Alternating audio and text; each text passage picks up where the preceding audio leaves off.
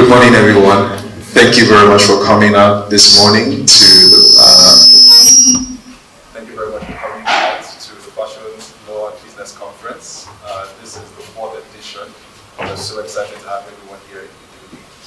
We apologize for starting a little bit late, just a bit of technical issues, but we're very sure that life has a way of weaving it into one very amazing attire. And that's part of why we're here, to have conversations and discussions regarding fashion and all the aspects of that industry. So once again, you're very welcome. If you don't mind, I like to do everywhere I start hosting, please just turn to the person on your left and your right and say you're welcome, you're looking nice, and just make sure you're safe and warm around you. Okay, so very quickly we'll start with the opening remarks for this conference. Like I said, this is the Fashion and Law Business Conference, with the theme Financing the Future of African Fashion. So please, with a warm round of applause, kindly make welcome to give the welcome and opening remarks. Grace Epion. Welcome to Alipool. Line in. Hello everyone. So nice to see you. Good morning. My name is Grace Epion, and I'm an associate at the Fashion Law Institute. So I want to welcome you to the Fashion Law and Business Conference 2025. To our distinguished guests, speakers, partners, and participants, thank you for being here. Your presence reflects the growing momentum behind fashion's intersection with law, finance, and innovation across Africa. Today is possible because you believe in a future where African fashion is structured, well-funded, and globally competitive. Whether you're a policymaker, investor, creative, legal professional, or advocate, your role in this story matters. Thank you for your time, your energy, and your brilliance. Now, a quick introduction to the Fashion Law Institute. So the Fashion Law Institute is the first of its kind. We believe in the power of law to support creativity, innovation, and sustainable growth in the fashion industry. Since our inception, our mission has been clear: to bridge the gap between the legal profession and the fashion industry. We work with everyone from emerging designers to growing fashion houses, helping them navigate legal issues like compliance, intellectual property protection, contracts, and regulation. We've also helped open up space for legal professionals to build careers in this exciting and rapidly evolving niche. Through initiatives like our fashion law masterclasses, IP handouts, fashion legal clinics, and investment readiness classes, we've remained focused on one goal, which is educating and empowering those shaping the future of African fashion.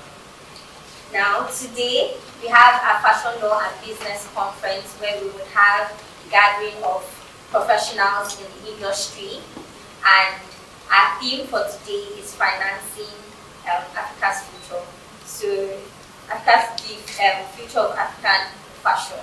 So, we want to say a very big welcome, and we hope you enjoy this conference, and we hope you leave this conference with a lot in mind, and we are very welcome. We're very happy to see you today. Thank you.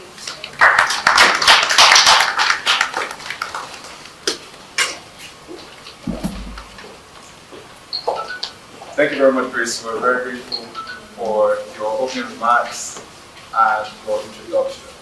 All right, so I'm very excited about this one, financing the future of African fashion, and I'm hoping that after all the conversations we have today, we'll go home with some clear mindsets and ideas on best ways to make sure that African fashion has proper access to adequate financing and all of the necessary legal frameworks and the necessary routes that will bring back success.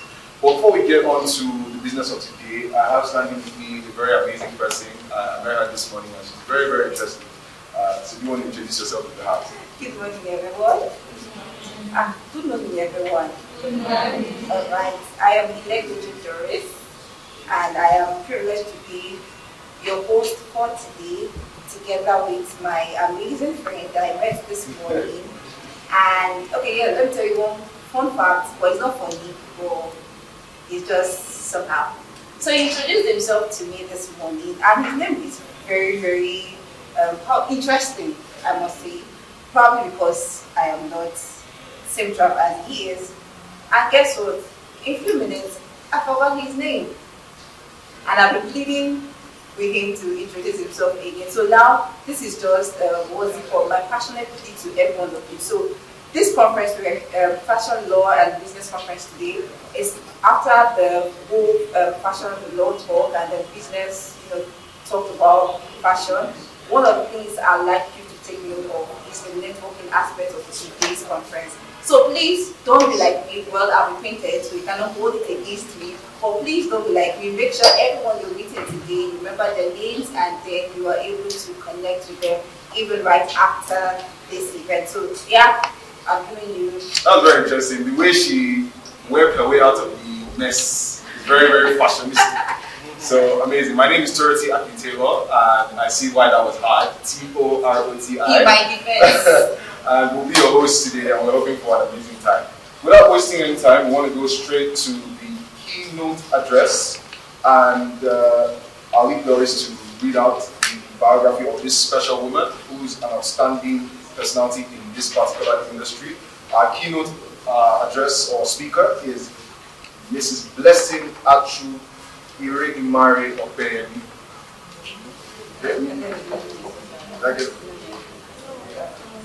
Okay.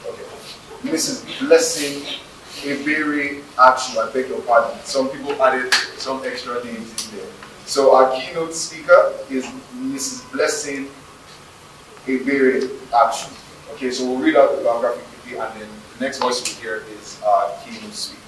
Okay, so just listen very carefully. YouTube mode. Blessing Achu Ebere is in Africa's creative economy, an ecosystem leader and a business strategist by training.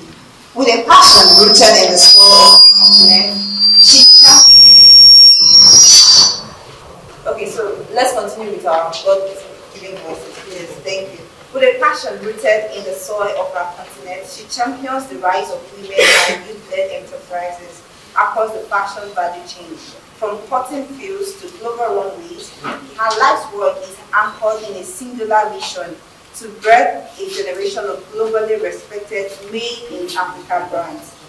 Over the past 14 years, Blessing has woven her expertise in enterprise software, telecommunications, and business development into the creative fabric of Africa's fashion sector. As the founder and CEO of 360 Creative Innovation Hub, she has built a pioneering platform that equips fashion entrepreneurs with the tools, training, and market assets needed to thrive locally and export globally. Her second venture, Idozi Collective, curates sustainable, independent African fashion brands, giving them a luxury storefront both physically and digitally to engage global consumers. Blessing's impact is far-reaching. She has trained over 5,000 emerging designers through her Fashion Acceleration Program, supported over 20 African fashion startups in entering export markets, and facilitated digital training for hundreds of youths. Her work has earned her international recognition for being one of the only two Nigerians selected for the French Ministry of Culture's Sejourn Culture Program to representing West Africa at the Texinova Acceleration Program in Spain. In 2019, she deepened her focus on gender-focused enterprise development by earning a certificate in women's entrepreneurship, a testament to her commitment to building inclusive and equitable economies. A strategic thinker and relentless innovator, Blessing is deeply committed to harnessing technology to drive fashion business growth. Her strength lies in forging cross-border partnerships, scaling sustainable business models, and mobilizing both private and public funding. She is also the finance director of the Innovation Support Network, where she contributes to Nigeria Borders startup ecosystem. She holds a bachelor's degree in education, an MBA, and is a fellow of both the African Women Entrepreneurship Cooperative and the Child Blair Foundation. Beyond her venture, she serves as a goodwill ambassador for the Nigerian Student Fashion Design Week, a mentor to upcoming entrepreneurs, and an advocate for young women in leadership. At her core, Blessing is a storyteller and nation builder, telling Africa's fashion story one stitch, one strategy, and one stage at a time. With a round of applause, we can make this round of applause. Let's welcome Mrs. Blessing Achu. Good morning, everyone. Please, I don't know what they're talking about. Is it me? Okay. Good morning. My name is Blessing. I'm the editor of Justice Creative Innovation Hub and Music Collective. I'm honored. I wrote a wonderful speech that I'm going to do this morning. But I don't know whether to go with that speech or to have like a conversation. Do you prefer? So I want to speak from the heart, and I wrote a speech. But I find that most times we come to event like this, we talk. And being that I know where we are, we talk too much, but let's walk. Please don't come for me. With the rate of this young generation, people want to make it in the next 5, in fact, in the next 1 year. How many of us want to grow? Like to be the next Apple, the next whatever designer you want to be. But let me tell you, and I want to tell you something today. This journey has been for me 9 months building 360 creative work. I'm not trying to make excuses that, I don't know, but I think for now, in investing in fashion businesses, I think I was one of the hub that was invested by the Nigerian venture capitalists. So I got money from a Nigerian person. They gave me $150,000. But that's not the conversation that we are having. I don't think it's about how much I've gotten, but what I've learned and what I've done while getting that money. So, they said I have to talk about finance, the missing piece. Bennis, I don't know what is missing. Actually, what is missing? Who can tell me what is missing? When it comes to enhancing your business. Like I said, I want to speak from the heart. I wrote something, I'm going to read it, but I want us to engage and I want us to speak truthfully. Because it's all about saying the truth, and I want us to take something out from here. See, I know the government, and I want us to understand that fashion has been there since 18 something in Paris, in Spain, and all that. They have built their own structure, and they have done that very well. We are cashing up. So if you are struggling, if you are a struggling fashion business or a creative, please don't beat up yourself. We have to go through these processes. They have gone through their own process. But we don't have to go through the process they have gone through. And we don't have to make the mistake they have made. So we have to learn from them. And what are the things that, for me, that is missing is that, I think in Nigeria, one of the core things when I started 360 is that we have this individualistic spirit. I want to do it myself. Believe that I can do everything myself. It is not just it's not just killing us, but it's making us stunted. Let me give you an instance.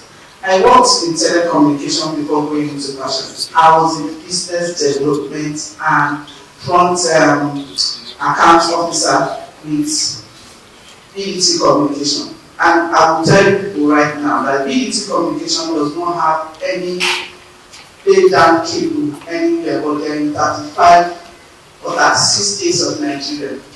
They have points of presence. But do you know how they drive? They go to MC and say, give me 40 Mbps from Lagos to Abeokuta.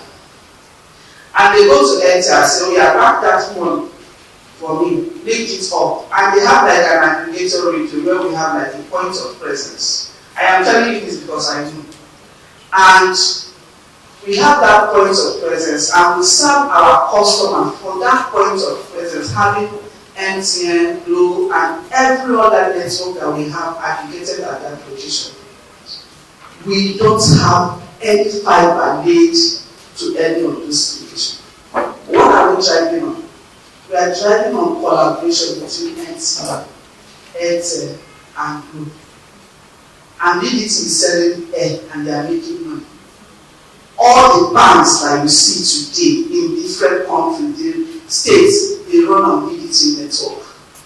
What BDT have done is that they understand last mile delivery. So MTN does not have to bother delivering to these banks. They don't have to invest in going to those banks. BDT understand last mile delivery and they take the network to the banks in every country where they are. That is their strength and they play on it. Okay?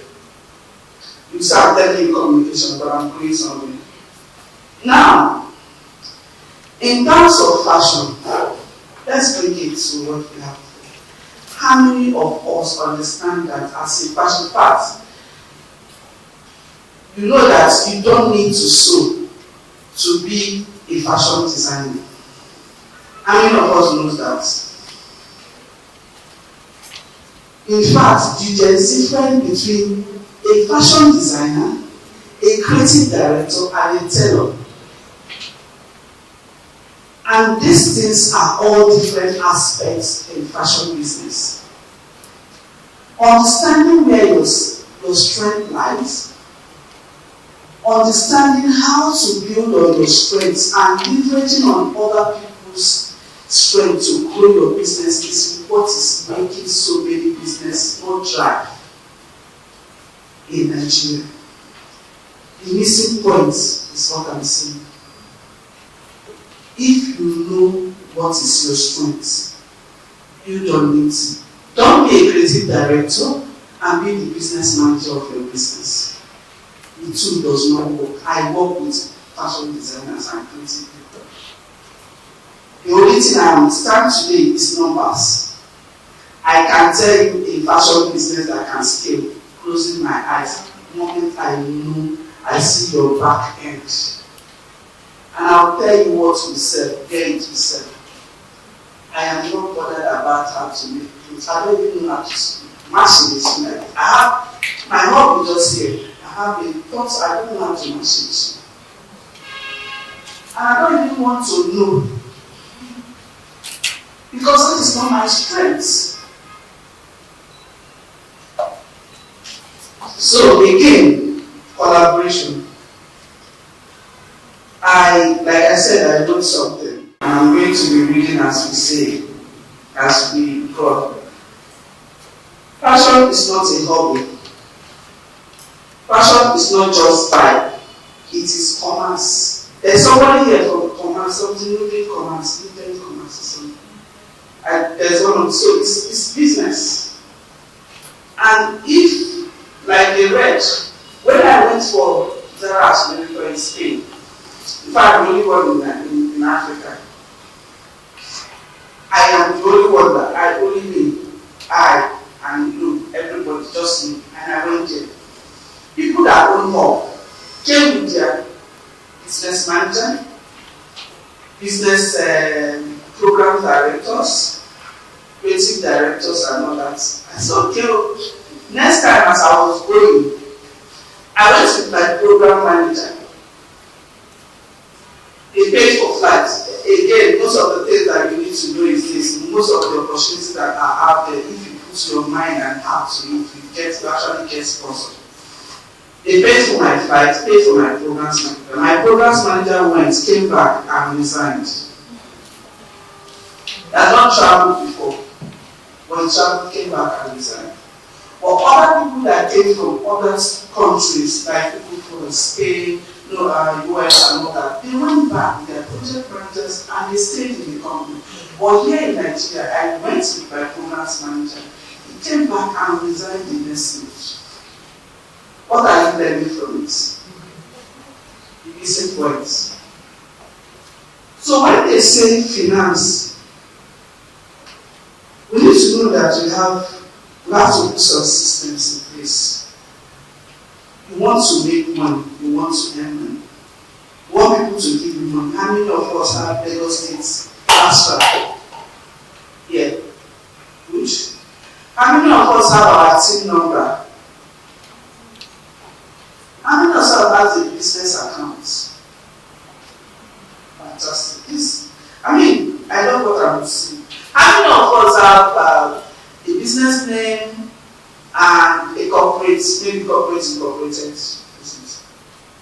Okay, for those that don't have, don't beat up yourself. Please don't go and be crying, I don't have this. But you know that when you want to get money, you need to get yourself prepared. You need to have a business account that says this is my business account. You need to have all the documentation that somebody will look. You need to have like a package. When they checked the first time my investors checked my account when they want to, they looked at my history, transaction history from 2017 till 2019 when they gave me money. They could not believe that a hall that I've not spent from then till now, I've not spent more than, I wish I spent so much on marketing to get that kind of revenue. And what did I do? Simple thing. Are you a fashion designer? Don't struggle now. Come and use space per day, per time. Just pay for a day. Pay for a month. Depending on how you use. That is what I did. I provide you with electricity. I provide you with the environment. I provide you with machine. I provide you with everything that you need to understand and maybe build your fashion business. All you need to do is just pay me per day as you go. But do you know what's happened? Most people that are using my help are people that are schooled abroad. Can somebody tell me why?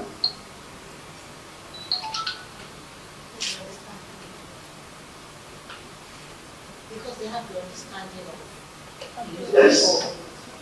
So one designer, Nigerian designer, told you that they will come and steal her design. That the design she created, a fellow designer will steal your design. So like now, I come to work. I don't have anything that I'm doing, just to sit down to stealing your design. That comes to another conversation for another day. But that mindset is what keeps us where we are. Because VDT is not selling MTN products. They are selling their products, which is last mile, and they are using rich people's products to sell it. MTN, Airtel, Glo. In fact, when I was there, I come to understand why Glo is good in some certain location in Nigeria, and Airtel is good in some certain location. So when we want to buy bandwidth, when we have like a request for expansion of bands to say provide the last mile for us at this location. We say no, we won't buy bandwidth from MTN in this location. Let's buy these people because they are good. We understand that. So as a fashion designer, what is your data telling you?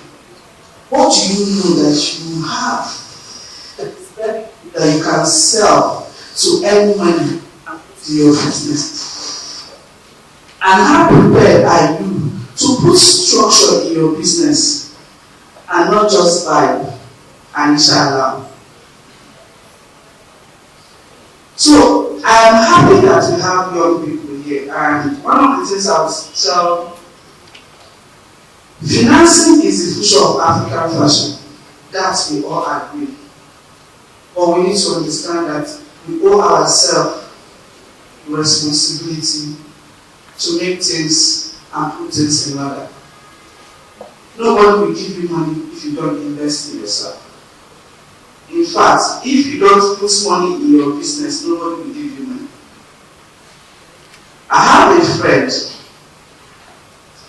that, please let me know when my time is approaching, so, because I have a friend that came to me. She's a fashion designer.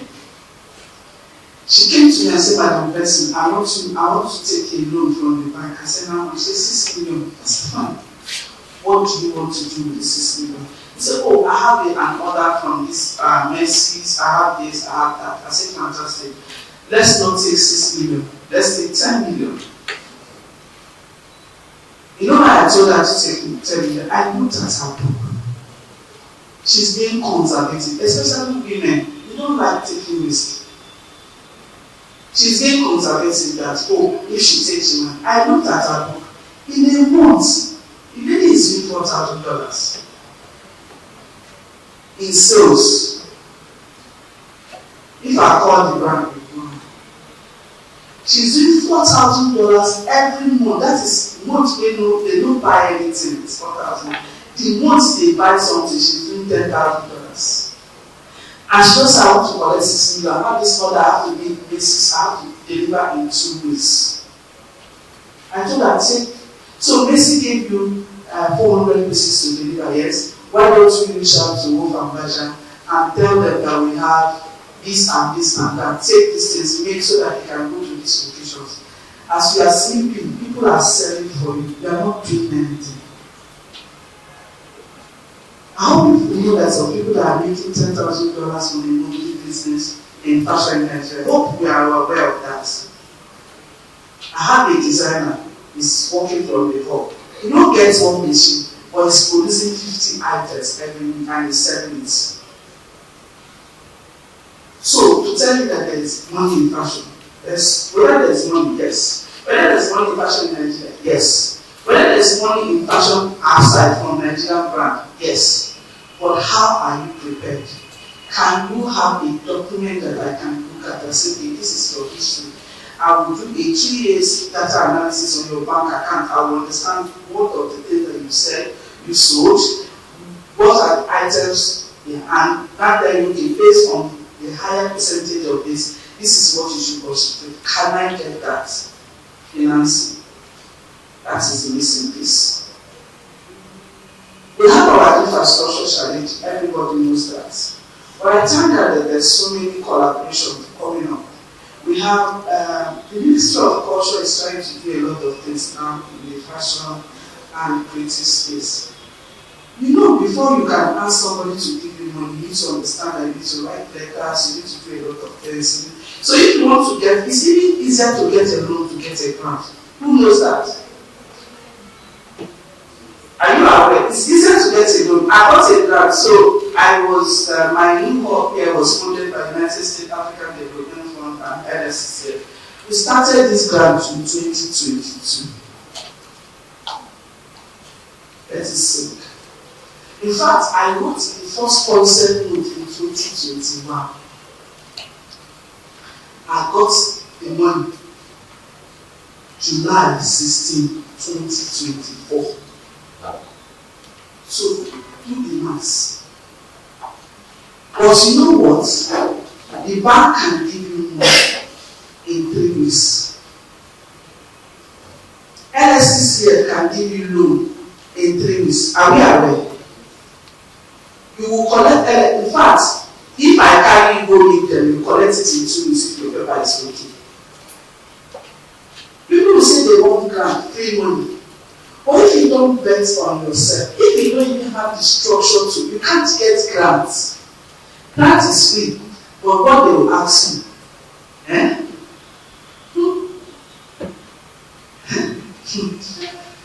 like this.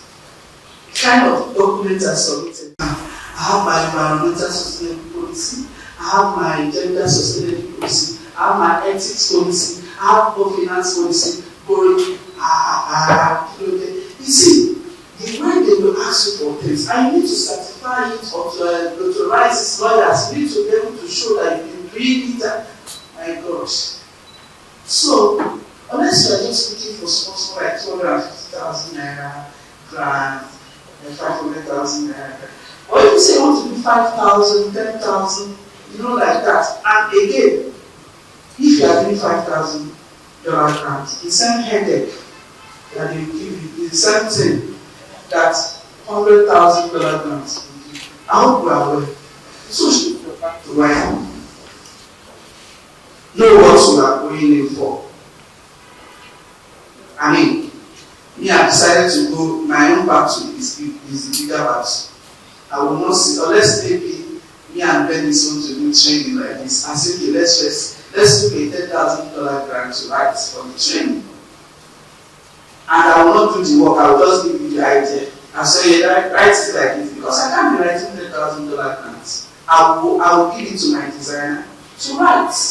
I will support my designer to get it.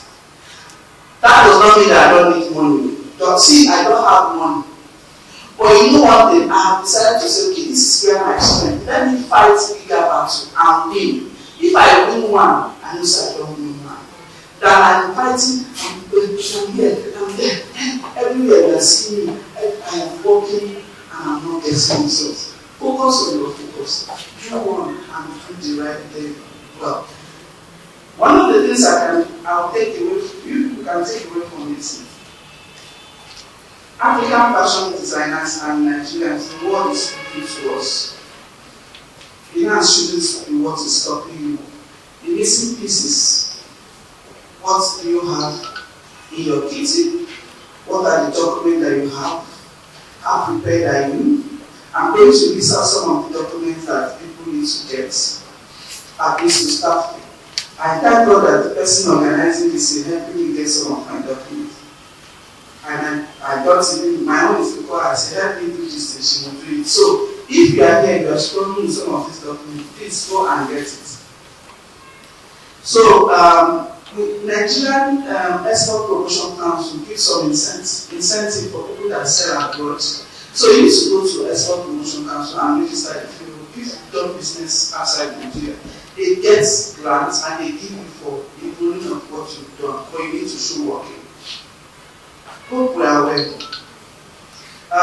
We have so some of the documents that you have business registration, certificate of incorporation, shareholder agreement. I don't know how many fashion designers that have shareholders agreement. You have people in your business that you say this person is me and this person is sharing this business. How many fashion designers have co-founders? Crazy businesses. How many of you have co-founders? Oh, it's me, myself, and you. Am I alright? So you need to have shareholders agreements, non-disclosure agreements, operating agreements, company bylaws. It might be small, but get this in hand. Have a law. When you have a tailor, have the things that you know that again, there's what they call work environment, something that they are giving money. Now, if you say that your workers work in a very good environment that you are giving, there's change makers grants that is currently ongoing. If you are a creative person, you are changing the way your tailors are. The environment they work with and all those conditions, there's climate, you are increasing climate change in your business and all those things. There's grant for it. Oh, you know, all those things happen. So we have design IP ownership. So this one is a little bit complicated. I think the legal people will talk about it. How IP and design ownership, how you can do that. Trademark registration, copyright registration certificates, model release form, photographic license agreement, production manufacturing agreement, retail and stockage agreement. This one you can get it from the people that are retain, that want to retain your product, they can send to you. You give your lawyer to review, make sure that your own is better, that your side is covered. Collaboration agreement. Why did I put this? Designers, creative, trying to put hands together and do things. It will save you a lot of wahala, a lot of money. You don't need to do this things alone. Abroad. Okay. My own personal experience, I don't know about others. When I went to France on social culture, I was supposed to visit all the big houses and everything. So, I went to a hub like mine. Designers that work from there, the minimum they took 50,000 euros. And that 50,000 euros is being given to them by the government. Unfortunately, we don't have, so let's not talk about our own. It's another conversation. It's given to them but they have to be in a hub. That 50,000 euros is for them to do their marketing, do their design, sampling, not production.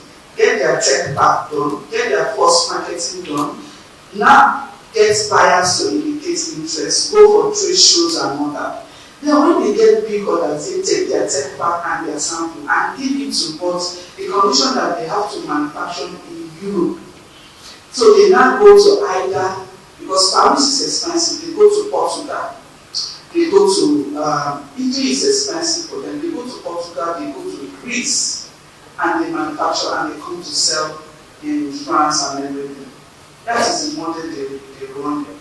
So it means that, and in this you need to have like a structure, you need to have your marketing manager that goes out to say, okay, pitch to buyers, pitch to agents and say, we have this is our new design.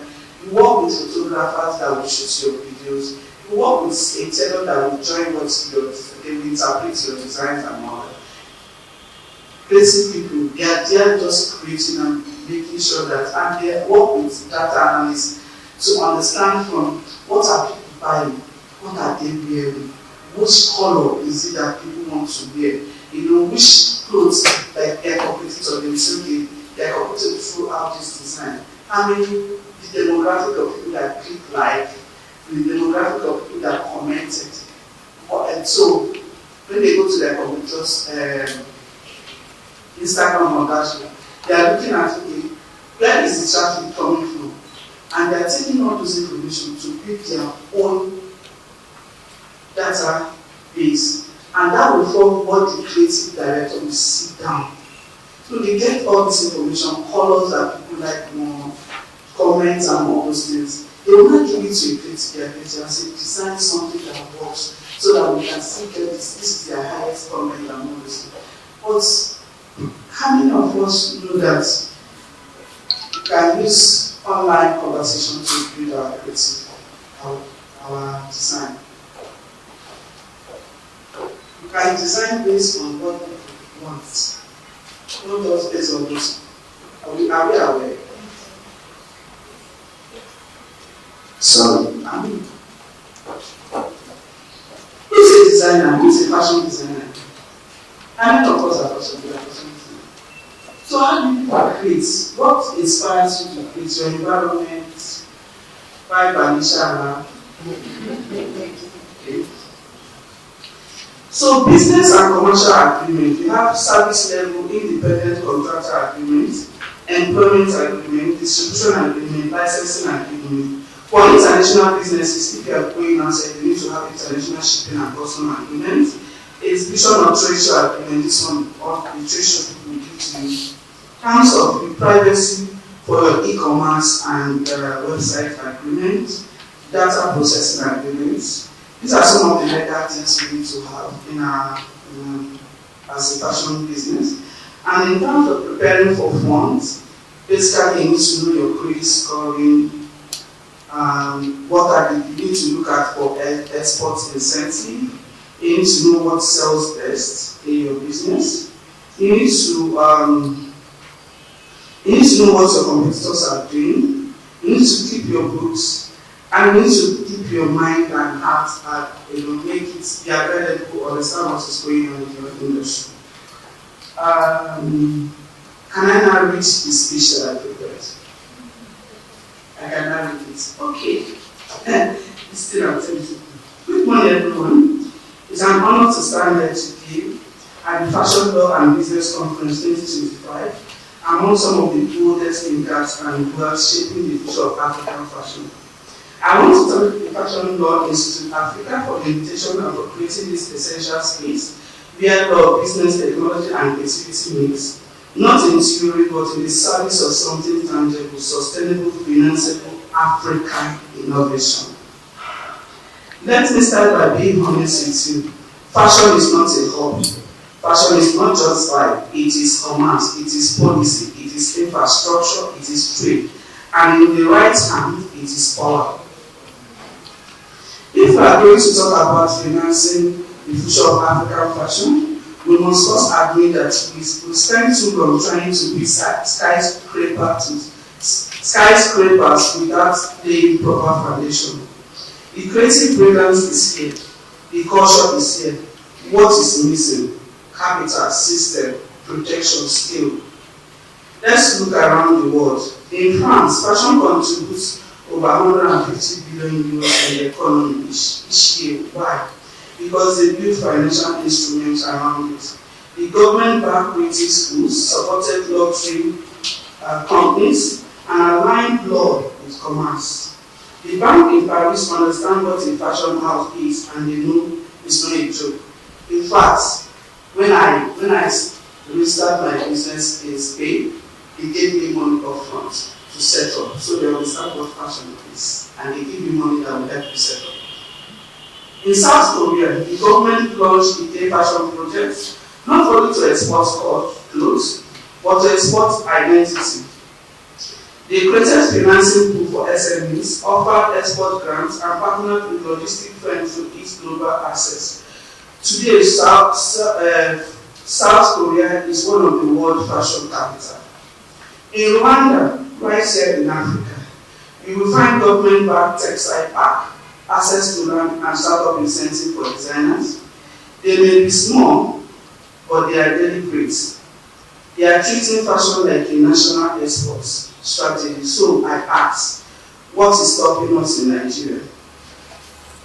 We are sitting on one of the richest cultural banks in the world, yet our designs are bootstrapping. Our designers are bootstrapping, our tailors are stuck at the informal level, and our fashion startup can barely scale past local market because they lack the financing to grow. They need working capital, export loan, legal protection, and they need public and private institutions that understand the value chain, not just the buyer. So I'm saying that we need this, and everybody here is accountable. Let me break it down clearly. If Nollywood could formalize and finance into $1 billion industry, so can African fashion. But we need bank, policymakers, legal professionals, and fund managers to stop watching from the sideline. Creativity needs capital, and it needs its money. Good morning, everyone. Thank you.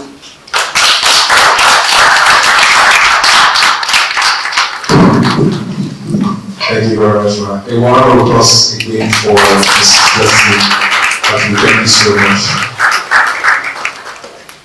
Thank you, first of all, for speaking from your hearts. I think that in itself was very powerful. And then you went ahead to still read a very, very insightful speech that you prepared. I feel like many people were able to get 1 or 2 points from that as well, and very inspiring. So thank you very much, man. I just want to highlight a couple of things that she said, just so that everyone who's participating can make sure that they go with something. The first thing that she spoke about was collaboration, and how that's very, very key. And then she also mentioned us to play on our strength, and also mentioned the fact that, I'm sure we already know, that fashion has different aspects, and it's very important for you and I to build on our particular strength. And then she said, to get money, you need to be ready and prepared for that. And it's in my own words, to get money, you need to be prepared for money. We discovered that in the fashion industry, many people want to make money, but they're not really prepared to get money.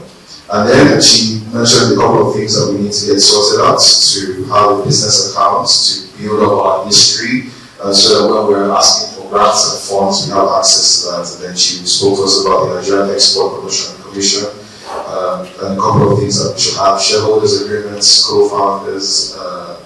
She literally told us to collaborate. You know, she said something to us and said, "Well, now, if you are the owner of the business and the exporter and the promoter and everything, so make sure that you have people in your team."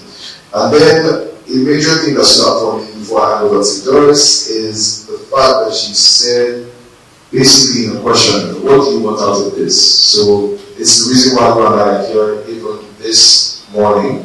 What do we want out of this? And that is the driving force for why we are here. If we know what we want out of this, then it gives us all the impetus and boldness to get all the funds that we need for that. And lastly, very sounding and evergreen words, she said that the world is looking for African fashion designers, and we should not let finance hold us back or hinder us. The world is looking for African fashion designers. We are the next big thing to hit the world stage. And she also said that fashion is our national and continental exports. So we should be bold about it, we should be creative, and we should get our market out there. In her own words, she said, focus on the focus. Doris, you have something to say to us before we go to the panel session 1? Yes, I have just one thing to say, and just one, and that was the first thing I wrote down on my notes. And yeah, she said, fashion is not just style, it is commerce. Fashion is not just style, it is commerce. Why she mentioned that, you know, my mind went back to the younger me. Well, I'm still younger, so I think the younger me. Probably just fresh out of secondary school, or let's say in uni.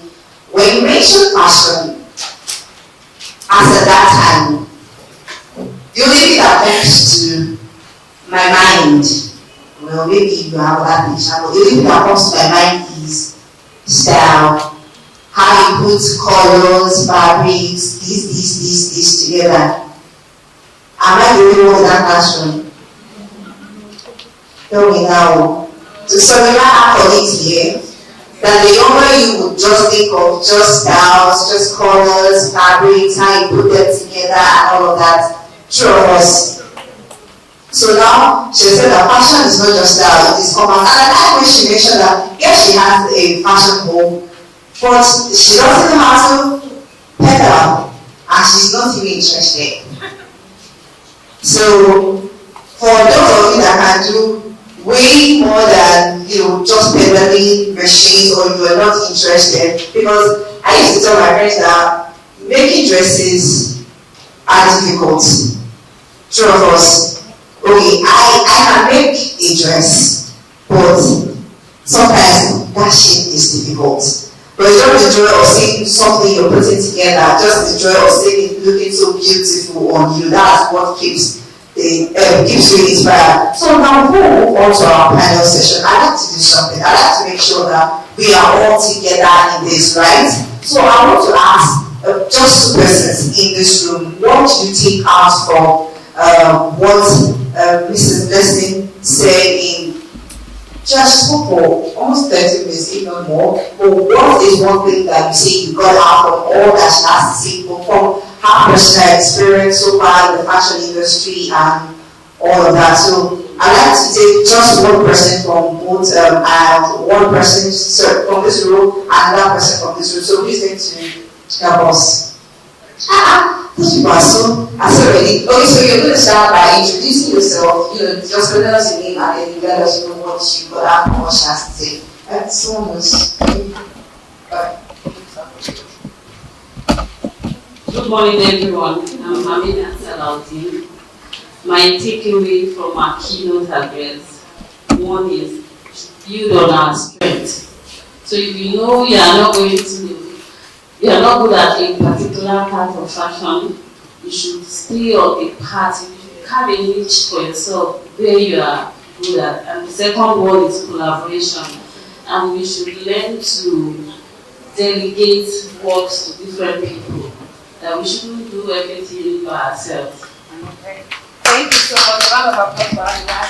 Okay, so because I promised that just one from each row, so I need someone from this row to say something. Just one person. Okay, alright. Hello, Doris. So the keynote speaker spoke so well. She said fashion is more than just clothing, it's commerce. You have to build a structure around your business.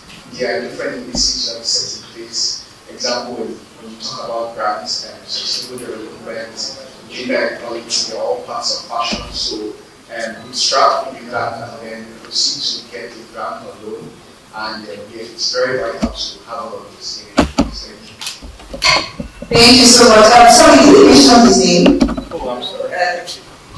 My name is Ikat. I also have a unique name. Oh yes, I think we have people with a lot of unique names. So thank you so much, Ikat, for that wonderful addition of that wonderful contribution. So I think this goes further to show that we were listening right while she was giving her address. So next we're going to move into the first panel session, and the topic for the panel session is capital conversations, assessing finance for fashion brands and startups in Africa. Okay, great. So the round of applause, let's make welcome our moderator for the first panel session, Mr. Samuel Ebere. He's the business development advisor. Please round of applause a little louder for Mr. Samuel Ebere. Okay. Hi everyone. We sit here. How are we doing today? I hope we are having fun. Everybody's not smiling, you know. Well, we're talking about money now, so that should interest a couple of us here. So my name is Samuel, but I still go by Onome in my office. So if you see me, I can call me Onome. So today we're talking about capital conversation, assessing finance for fashion brands and startup in Africa. So I just want to list about what I do and what we do advise best. At least to chip that in, and I will introduce the fellow panelists, then we'll take it off from there. I hope that works. Yeah. So first, advise first. We help individuals, businesses assess global investment opportunities, right? So I will do that through investing in different assets, or asset class, as the case may be. Let's say 5 years ago, or let's say 10 years ago, if you want to invest in the stock market, perhaps locally or internationally, you would perhaps need to have like a broker dealer. The process of steps is crazy. We did the Nigerian space also invest outside. So looking at that access part of it, we RiseVest came with the idea to democratize investment opportunities, not just within the Nigerian space, but globally. So today at RiseVest, you can invest in global stocks like NVIDIA, you can invest in Meta, just by the click of the mobile phone. Or you can also invest in other assets that are perhaps less riskier, right? So just to connect the dots into today's conversation of access to global investment, right? In the context of fashion brands or startups or businesses, you also need access to finance, which is what we're going to be talking about today, but not just me. So I'm going to have on the stage my co-colleague, head of operation at Asset Base, Damilare Akintola, to join me to have this conversation. So I'll introduce the rest so that we can take the conversation. So I have on the panel with me managing partner, Red House Show Capital, Femi Owunesi. Please come to hands now. We don't know where this one. So I have also senior partner, FA Gary and Co. That's head of legal, Nosa Gary.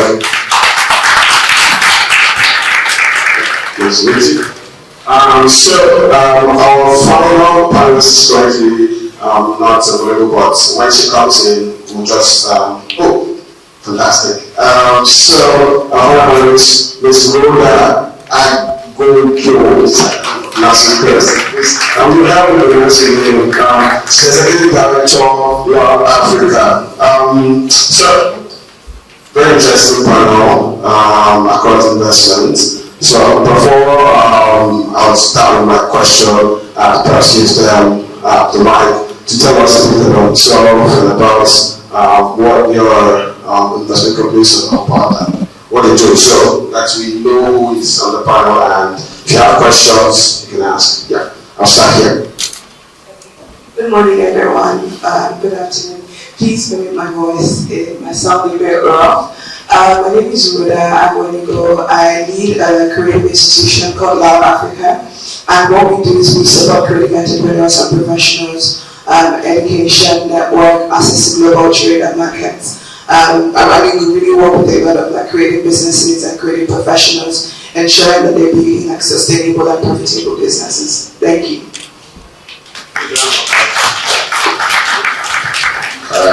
Good afternoon, everyone. My name is Mr. Garrick. I am a senior partner at FA & Co. for a commercially based law firm. And simultaneously, I also head the legal department at Ash Corp. I think most of you know that Ash Loves, Ash Luxury, and brands like that. So we essentially are a leading fashion company, and we specialize in fast fashion and street fashion. And that's what we've been doing recently. We expanded outside of Nigeria to the UK, and we're currently expanding ourselves to other jurisdictions. And so yes, that's essentially what we do. Thank you. Hi everyone, my name is Fanyogolese. I lead an SME investment vehicle designed for creative businesses on the continent. So we invest in early stage companies, cultural, in creative, linked sectors. So whether it's sports, it's gaming, it's fashion, it's film, just across those sectors, you'll find us looking for those kind of opportunities. So I'm happy to be here and join the conversation. My name is Larry. I did operations at asset base. I also double as one of the leads in Rise's finance and investment team. At asset base, we primarily do we have a platform, which is you are able to finance your businesses. So it's like a marketplace for financing. We have small businesses, so we go through businesses. We also have projects. So we have projects, and I think anything you can possibly think of, maybe investment that generates returns. So we help you raise more crowdfunding. So that's what we are asset based. Thank you. Let's down hands. So like the panel, we have investments, we have legal, so it makes this interesting. So I'd like to, put this question to the panel. So in one word or phrase, how would you describe the African fashion finance ecosystem at I don't know who wants to take a jab at that first. Okay. Yeah. I'm ready.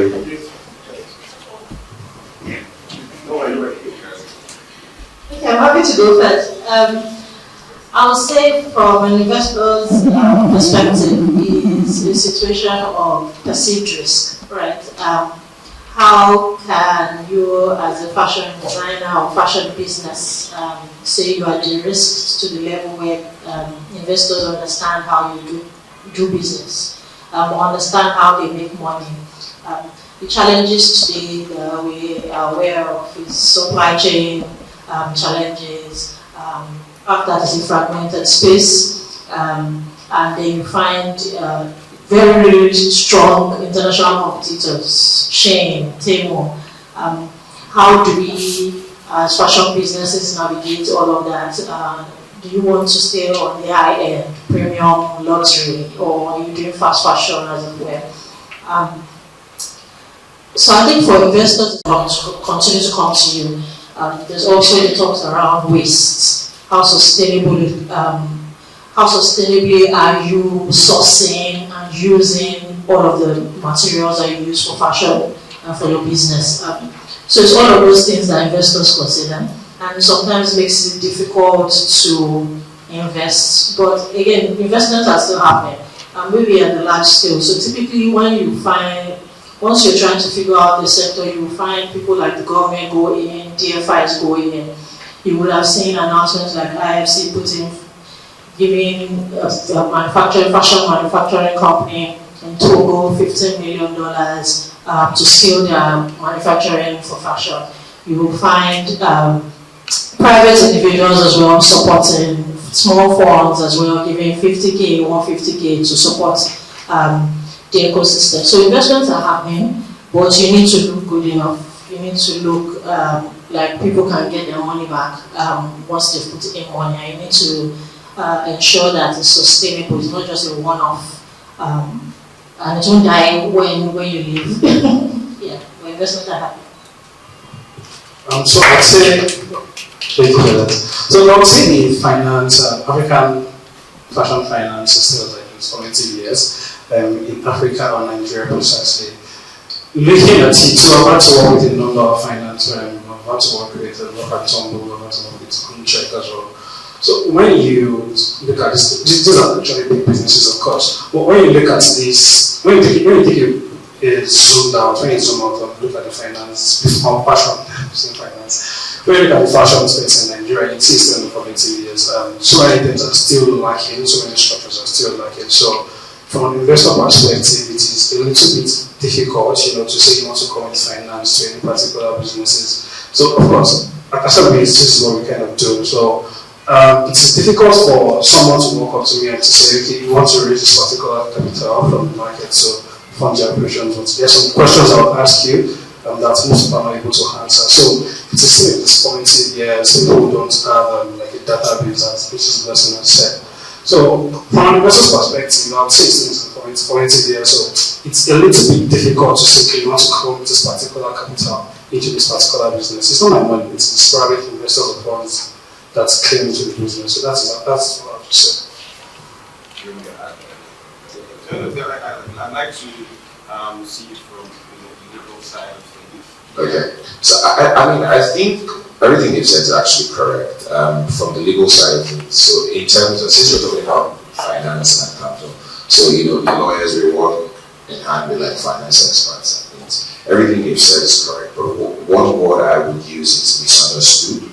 I think what we've found out now is that the finance sector have actually grossly misunderstood what the fashion sector is all about and what it can bring. If you look at the H1 of this year, textile apparel sector was the top 10 revenue generating sectors in Nigeria. So this sector actually has a lot to bring, but then there's a misconception that exists as to it not being profitable enough. And so if stakeholders in that department do not do well to ensure that that misconception is taken out, we'll continue to have this breach and gap against finance. Everything they've said in terms of the fundamentals is actually correct. Regardless, even if you're, whatever business you're doing, the fundamentals have to be right in terms of your books, in terms of your financial literacy, in terms of your corporate governance and your structure, because those are general fundamentals that attract fashion, that attract finance to you.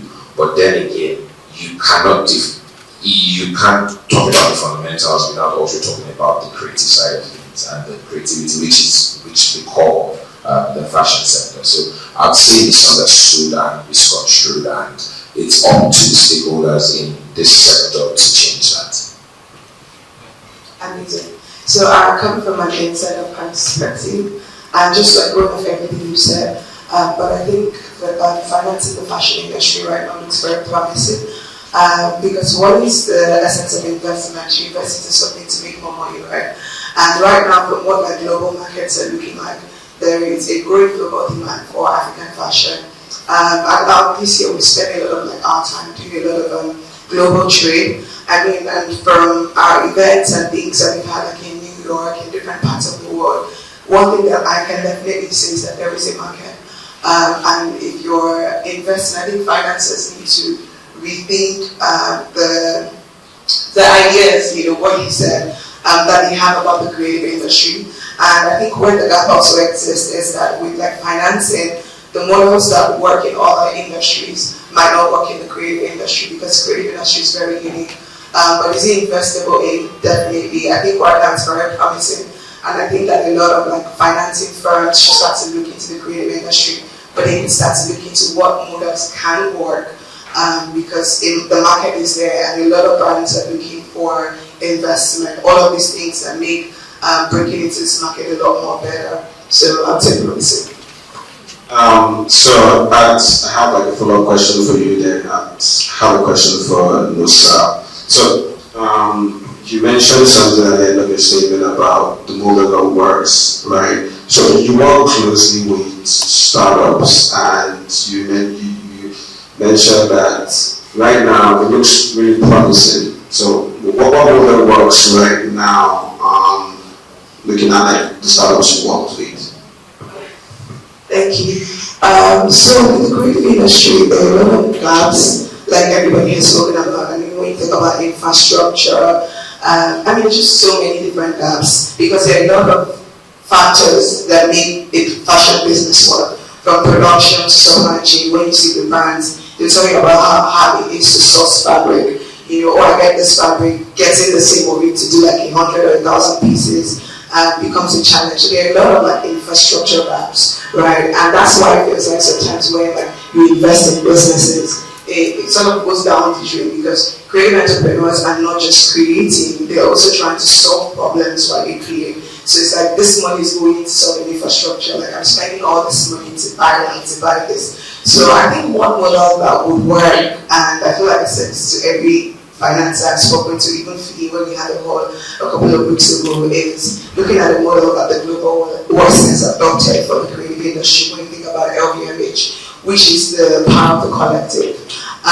Because if we start to think aggregation and start to think, like VC firms are saying, can we create some sort of like fund and have brands like on our model and not just invest in these brands, but can these brands share resources? In the creative industry, there are production firms, there are firms that do only production, they are not designers. There are firms that do access to market. So imagine a system where 4 fashion brands under one umbrella are sharing like resources, all producing in one place. Maybe they are not thinking about managing production, buying machines and all of that.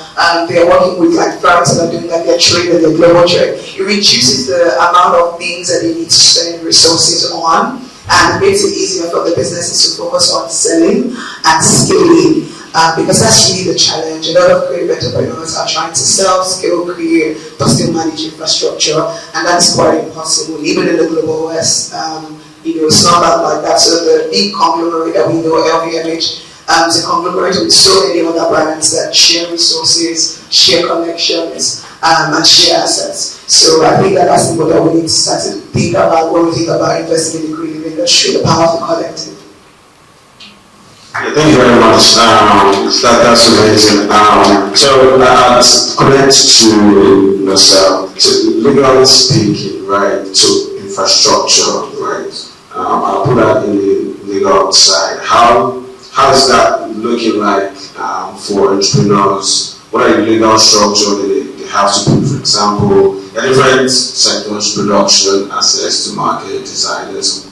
What would you say to that? Yeah, in terms of like entrepreneurs or like legal structures that need to put in place that will support like most of the thing she mentioned. All right, thank you very much. I'll just summarize it. If you're looking to access finance, right, there are majorly 2 ways in which you can access finance. I'm not talking about the structure right now. I mean, as an entity, you either access it as an entity or you access it as a person. But because you are in the creative industry, right, before you grow to the level where you're an HNI, and you're able to, HNI is like a high net worth individual, where you're able to access capital on your own honor, it will take a very long time. So the easier route is then to structure yourself as an entity. And then the question then comes up is, what entity do you want to structure yourself as? Now, there are various types of corporate structuring that you can do actually, but for what I would typically advise startups and the young emerging ones, you just start as a single business. It's as easy as that. Just you don't need to register a company. You can register a single business name and start like that. For the experts and have just a simple things to start with, and then you gradually, and then you start going to the issues of corporate governance and the rest. And she's mentioned over here, that structure, they operate what you call like a holding structure. And so, you have different businesses that they're literally different, not even only in fashion, really. They expand through everything. And they have what you call like a holding structure where one company is the substantial shareholder in another company. So you would grow and graduate into that. So there are different ways really, and I mean, my advice is just simply good ideas really. Look for lawyers that can advise you at the early stage and hold on to them. Yeah. So in your portfolio or investments, do you see fashion as like a viable asset class when you come across how do you feel?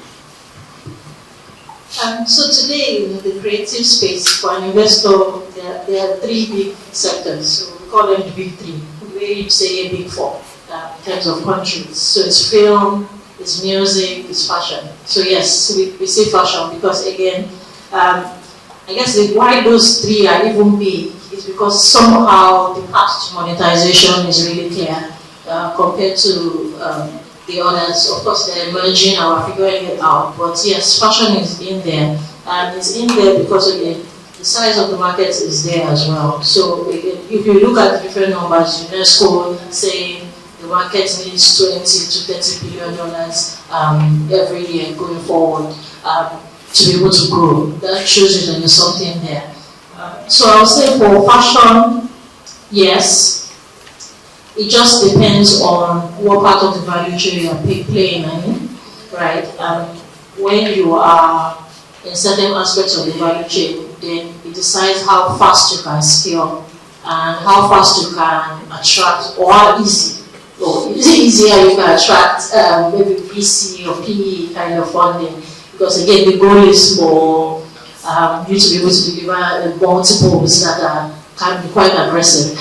So yes, it just depends. So that's why it's important to have different financing model, different sources of capital that is not just VC or PE. And VC means venture capital or private equity. So again, there's talks around should creative businesses, the creative industry be looked at as impact-focused companies. Are they impact driven? Should we be looking at them with the impact investor lens? So maybe we can start thinking about recoverable grants. I know some of the there's a lot of talks around donor funding reducing, right? So maybe if the grants are recoverable, that will help the industry. Is there some profit sharing model that we can work out, investor to business, that ensures that we don't really have to own your business for a long time. Just pay us, maybe not 100x, right? But we get our 10x or whatever it is and move on. So yes, we're thinking seriously about the fashion space. It's finding the right. I think for us as a firm is ensuring that we're flexible to find the right financing model per sector on a case-by-case basis. Because again, there's some sectors that allow you to have, so this is called first loss guarantee, right? You can raise money from a fund like mine on the back of the fact that maybe an IFC says they will guarantee any loss from your business. So again, if you're running a business, you want to scale as fast, you want to grow, you need to be aware of some of those opportunities and be able to take advantage of them. So they're called catalytic capital. So finding the right model based on where you are in the value chain is useful. And then yes, fashion is something that we're looking at deeply. So just like one question, thank you. So fashion industry is looking interesting. What are the top 3 things you look at in a business, a fashion business, for you to commit to form, looking at the models you've Again, nothing really far-fetched that probably people don't know, right? But the first thing is really around how you're looking finances-wise. Again, you don't need to be big already, but in terms of projections, how do you see that happening? If you're investing early stage like I do, then you're also thinking about the team. Like I used the same word, you want to de-risk yourself as much as possible for me or any other investor to be able to have comfort that you will return the money or you will make more money for them. So you're thinking, how does my team look? Do they have expertise here? Is there even clarity or vision as to how we see the brand? What else are we doing for our customer? How obsessed are we about our customer?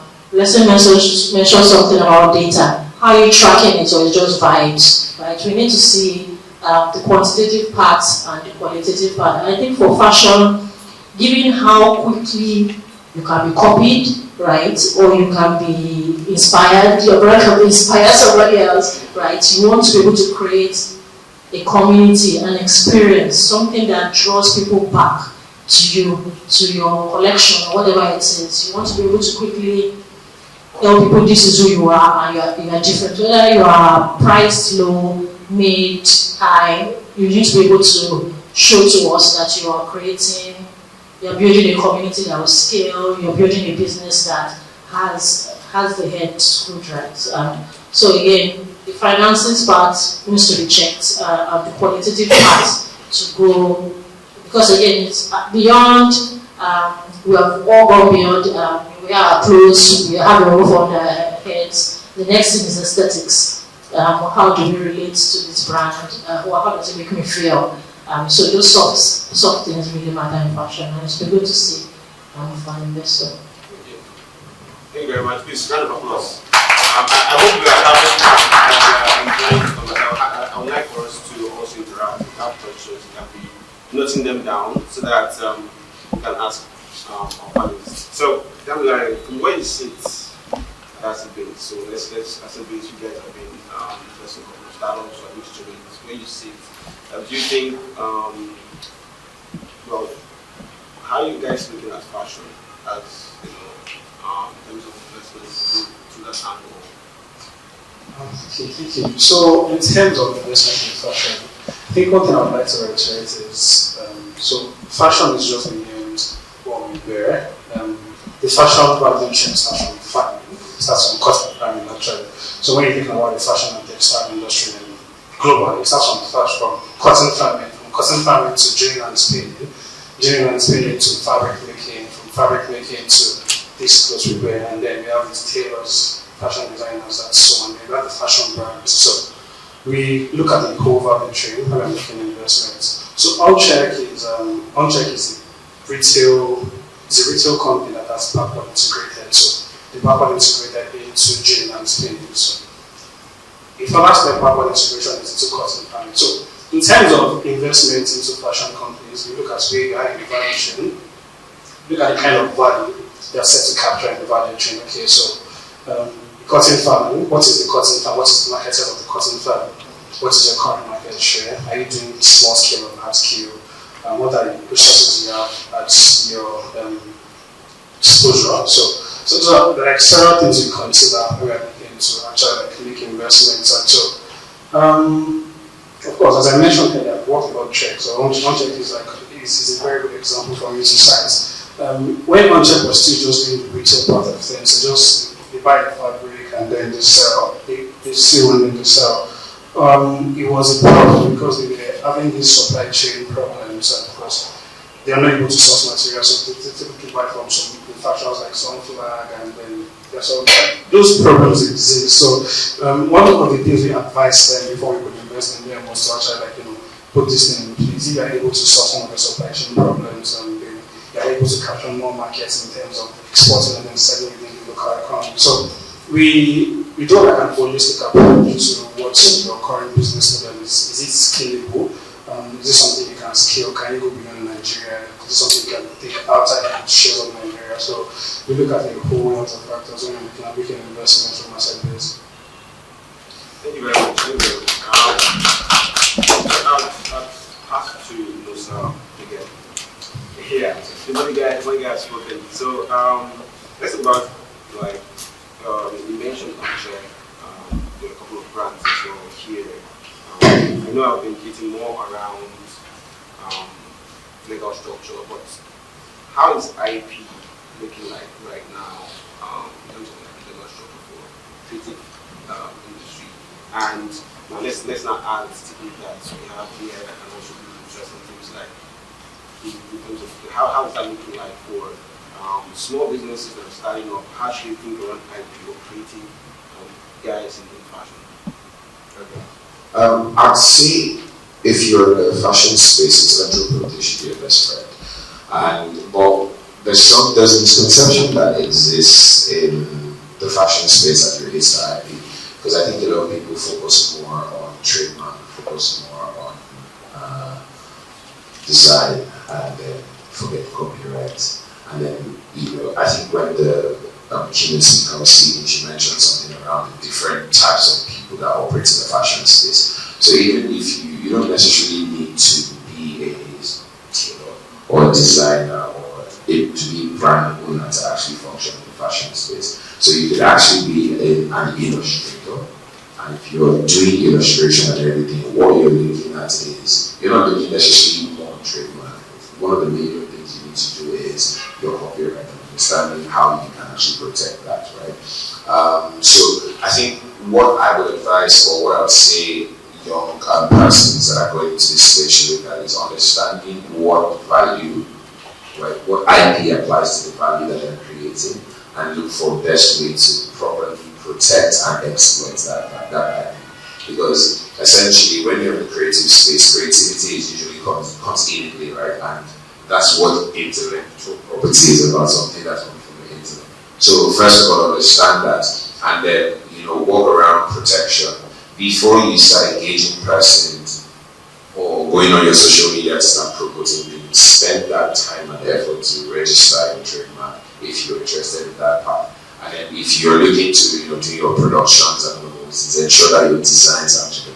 But there's some strategies that maybe I may not necessarily be able to say out now, but then there are strategies that actually exist where you may not necessarily have to register something, your IP, but you can actually protect it through what you call trade secrets and things like that. So there are different ways in which you can actually protect yourself, but intellectual property is something that you need to take into consideration. You've seen countless cases where people are saying they were inspired by the other person, and then you have the conversation around the inspiration and copy, and my honest view on that thesis is that every fashion person is inspired by the next person.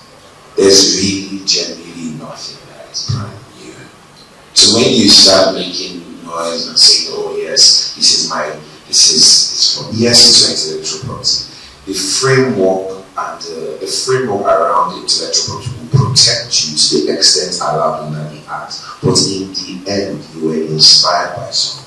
That's when you start talking about the issue of degree of copy, degree of inspiration, and to what extent is it substantial, is it not substantial? Those are legalese and all of those things. But just so that you don't have stories that touch in the first place, just ensure that if you have a brand, you're registering your trademark, and you're registering your trademark in the correct class. Because you've seen, even in the tech space, I think recently something happened in the tech space where two tech companies were fighting over a trademark and everything, and there was differentiation between the classification in which it was registered. So it's not just enough for you to register your trademark, you have to register it in the correct class. You have to register it in the correct jurisdiction. So for example, at Ashcop, we have multiple brands. We have Ashlocks, and then Ashlock we retail multiple international products and all. And then we have things like 234 Labs and plus 234 Labs and different brands. So what we do, for example, just a use case, right, is that we have our IP sorted out in Nigeria.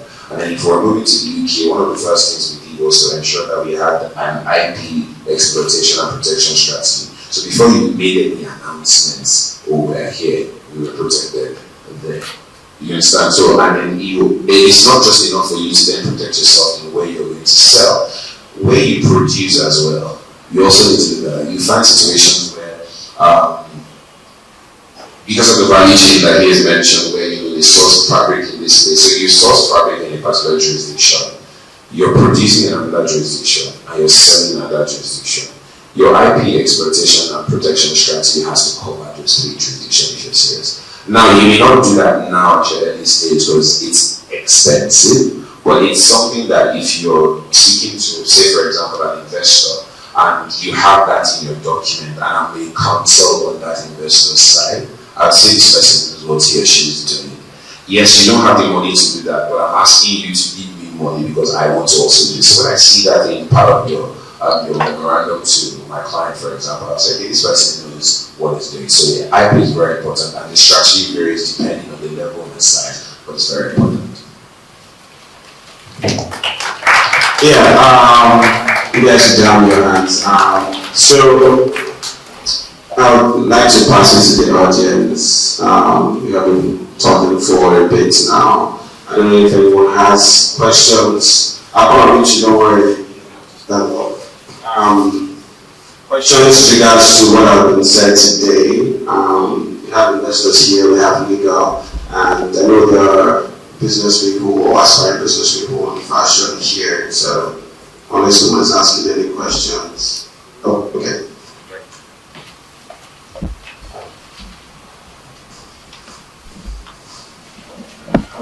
Hello, good afternoon. I have just one question. Whilst he's being heard, yes, you mentioned a company that finances operations and debt, and I just wanted to confirm the name.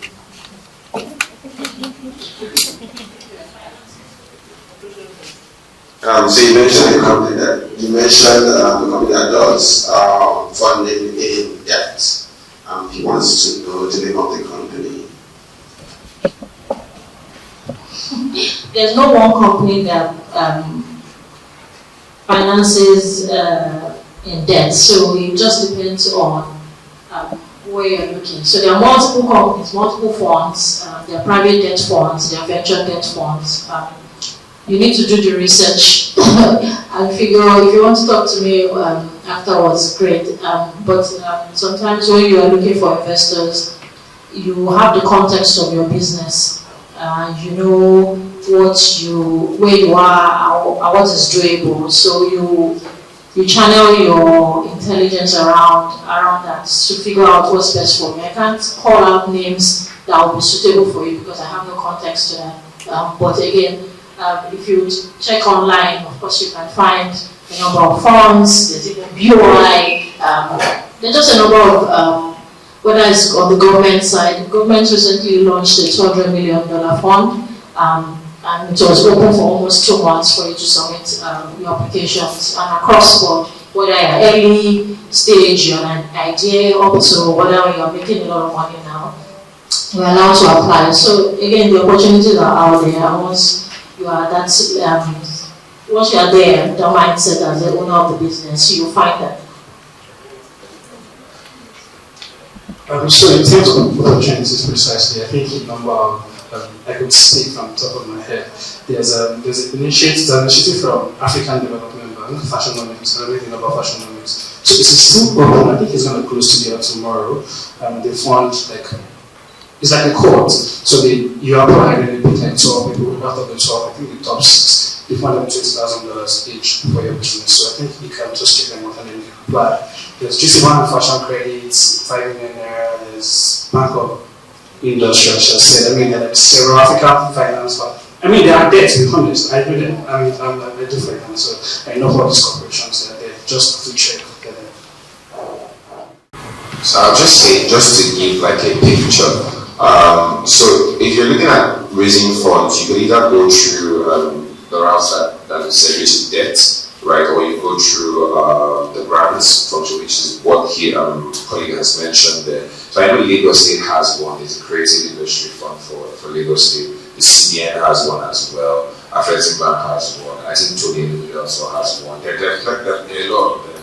There are a lot of them. The only thing is what the keynote speaker said. The application process and all these things is actually very gruesome, and you have to be ready and know exactly what you're doing if you want to access those funds. So that's why all these talks that we've been talking about, just to make yourself ready and investor ready, is there. So if you prepare yourself with that mindset, you'll be able to access these funds across boards. But there's one thing I need you to also understand, because we're looking at finance and sustainability of that finance. Grants alone is not a sustainable source of finance. It is only a bridge that just to, for you to just start yourself. So if you start running your fashion journey thinking that just rely on just grants and focus on just grants and that, you won't be able to scale as much as the companies that we mentioned here. So you need to say grants is just one part, and then you start looking for debt or equity depending on what your business can accommodate at that point in time. Finally, I'll just add is, in your journey to accessing finance, don't be overly stuck on ownership of your business, because they will ask you for ownership. Because if you're asking me for money, what are you giving me in return?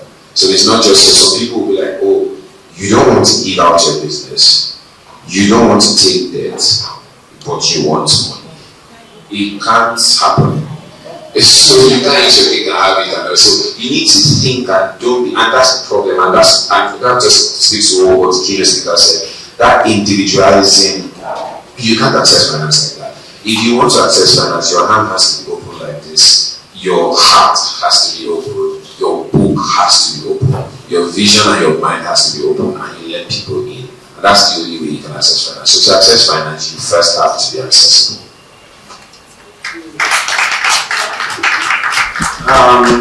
Okay.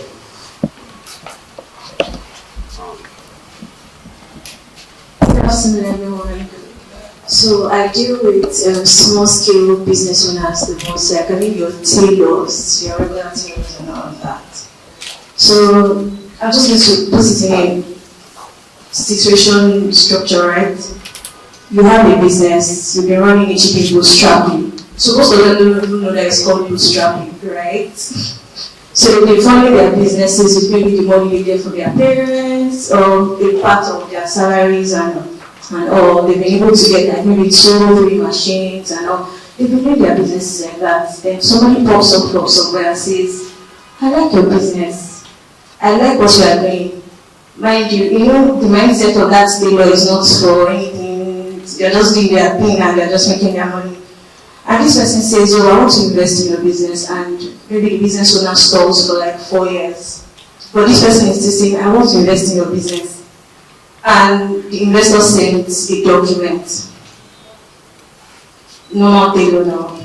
The person puts it there that I want 40% stake of your business. I'll be funding your business every month with 3 million naira for the next 24 months. You're going to open a new business account so that there can be like transparency and all of that. And the business owner is like, I'm going to give you 40% stake. Now ask around like, oh, please, how can I go about this? How does it work? And people are saying, no, if you give them some of the business, it's gone. If tomorrow your business has failed, I have like maybe 200 million, that means you're going to be giving the person 40% stake. But in that contract, the person still states that we're going to get both the loss and the profits together. The only reason I'm asking this question is it happened to me, right? I still have the offer, but I'm scared. But when you now mention that you have to be very open when you are doing your kind of business, because the kind of business I do is very streamlined. I do bridesmaid dresses and robes. And they are expanding areas to that business. You can start putting in gift items, accessories, like it is broad and wide. And you're wondering, and when this person wanted to invest in this business like 4 years ago, it was just a random brand. So I want to ask, if I were to meet other people also, I know there are other fashion business owners that are also in this kind of situation, what is going to be your advice to them? Thank you.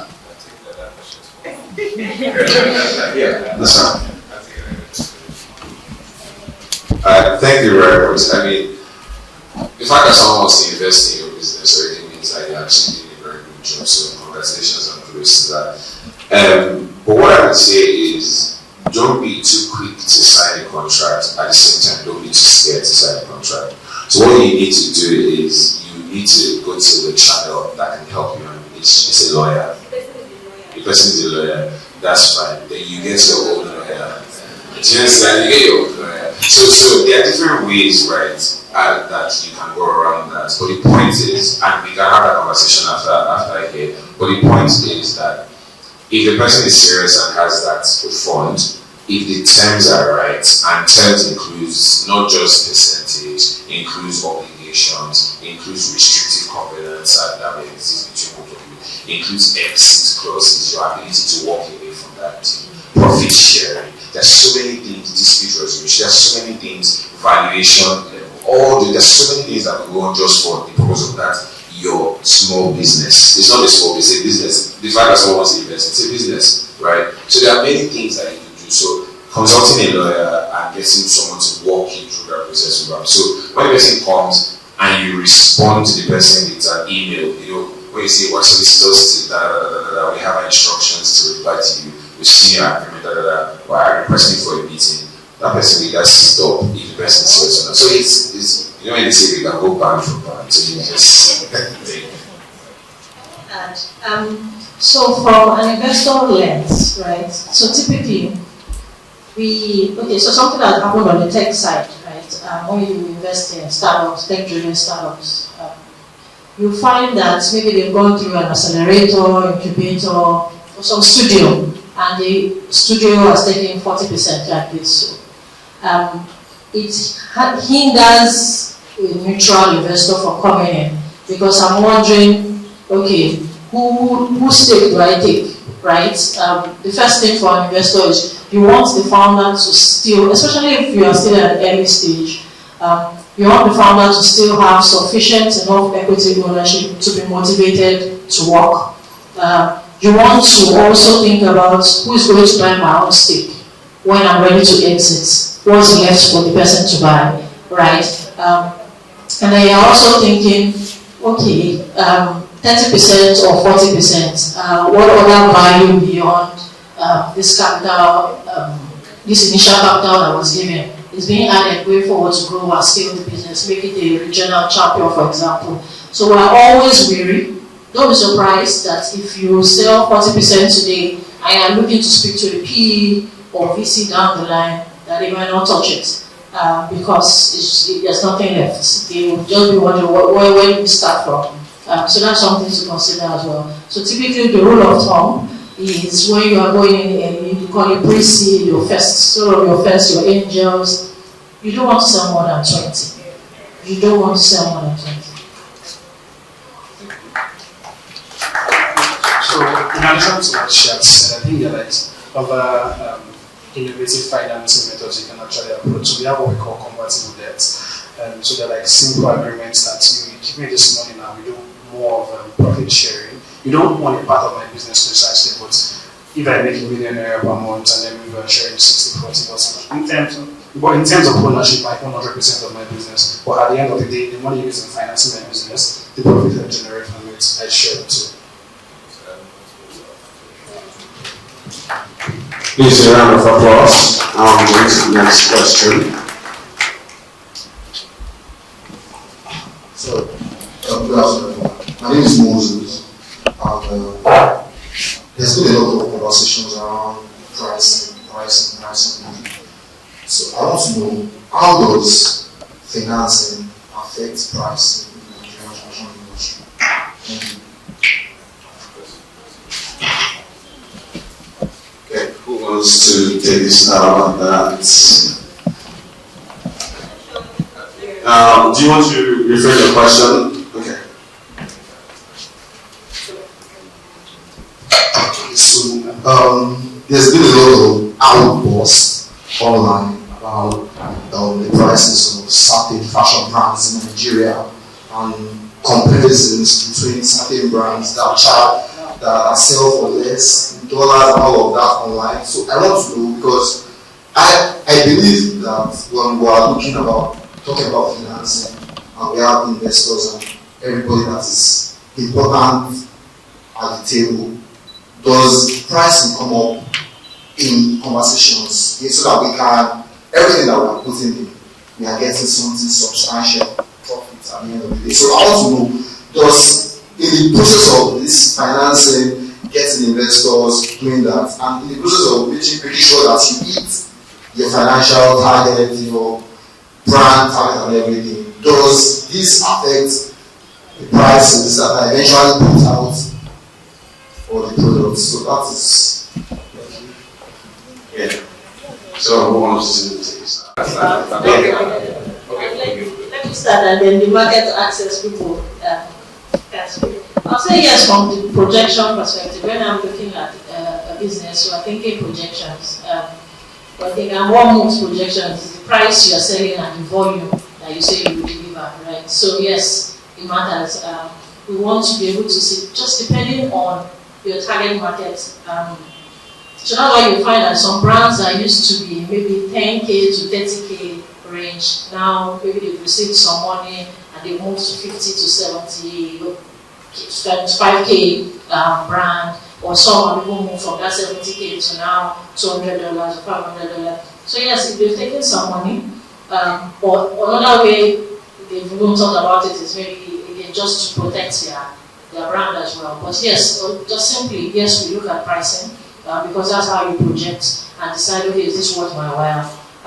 If I project over 5 years, does this recoup the investment that we've put in? Do I get, again, I'm using 10 comes to my mind, or do I get 10x back? Or is it 5x they promised me? The price matters. And typically, because again, there's inflation adjustments. So again, you might want to go in your projection adjusted every 2 years, saying there's the valuation, depending on where you're sourcing from, the valuation of the currency, will mark it up again, right? So there are just different nuances when you are projecting. So yes, it fits into, and don't be surprised if we found that decides to go the dollar around. Okay, so I think she pretty much answered it. I think pricing doesn't matter when you start to think about like getting investment or scaling your business. I'll give an example with some of the trade shows or like pop-ups that we do.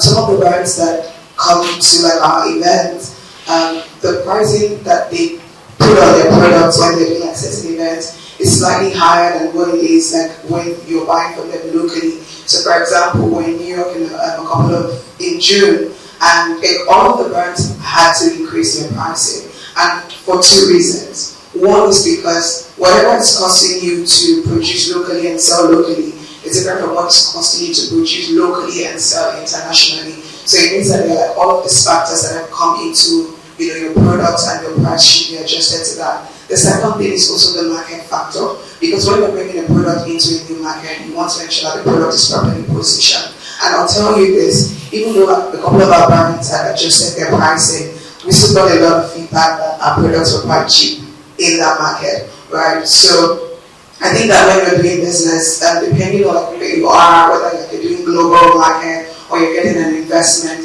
your pricing will have to be adjusted, because the more investment or input that is coming into your brand, the more your brand needs to make money. So if you're not making more money by increasing your price and increasing your profit margin, or you're making more money by increasing your volume and maintaining the same level of production to the degree that you currently manage. So, yeah. Thank you. Okay. So yeah, in terms of pricing, I think it's really it's one of the key factors. I've mentioned price, volume, user earlier.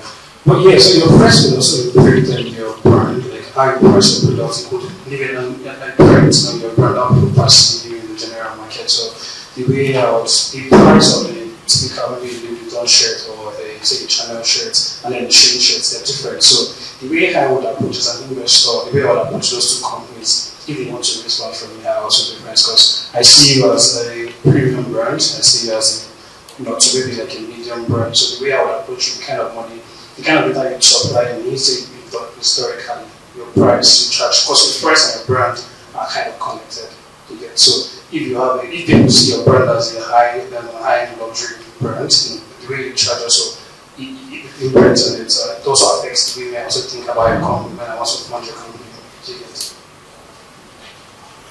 So I'll just speak on the debt part. because I don't want to repeat. So I think, let's just break it down. If you're borrowing money, there's something called the cost of that fund, right? The cost of it, that's what you're looking about pricing. So if you're borrowing money to fund maybe a collection, you already know that collection, you have a target audience that you're selling that product to. Now, you had a price in mind. When you borrow money and they give you a premium, that's the cost of that. You then have to factor your repayment plan, or for example, if your source of repayment is that same collection, that's your source of repayment, it would affect your pricing. The only thing is, if your source of repayment, for example, is something entirely different, it may not necessarily affect your pricing of that specific product per se. So it all just depends on the specificity of what you're doing, what that's right. So finance is not generic in terms of just finance. So there's, like he was mentioning, he was giving different types of funds, different types of ways you can structure that business or structure that contract. That's the same way finance can be structured differently. You could do invoice financing, trade financing, you could do just normal pure debt. You could, in raising debt, you could raise debt at different places. You could decide to say you're going to SEC to raise commercial papers, you could say you're going to treasury. So there are different things. All those factors will affect what you're using that money for, and then that will then affect, if that is your source of repayment, it will affect the pricing of that. Please a round of applause for our speakers. I think that's all for today. But just a final word to everyone here. So we are in the age of AI, and how do you think small businesses in the fashion space, just a final word, then we'll wrap up, what do you think businesses should do to take advantage of that, looking at the next 5 years, or how we think around doing their business? So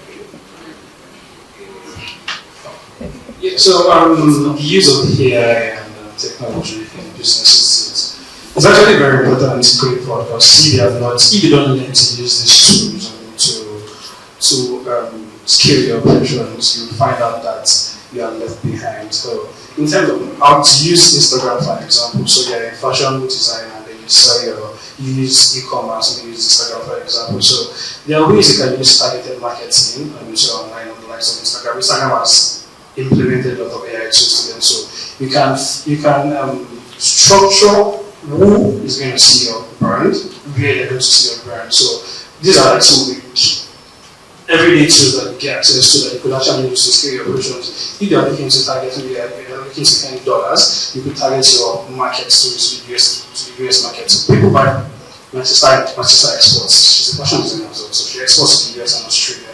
So people would see your business, people would see your brand, and then they would reach out to you and they want to buy it. And you make your sales. Just to add, I would say AI helps in a lot of efficiency. So all those additional costs beyond the sourcing of the fabric, where you have to have some customer support, there are now bots that help with that. Where you need to hire models, there are now different ways to figure that out, right? Even though sometimes with the customers are wondering, is this real, right? But AI can help you with efficiency, and the goal is to reduce your costs because, again, from an investor's lens, you are thinking how efficient is this brand and how sustainable will it be going forward. So there are ways within your workflow process you can infuse AI.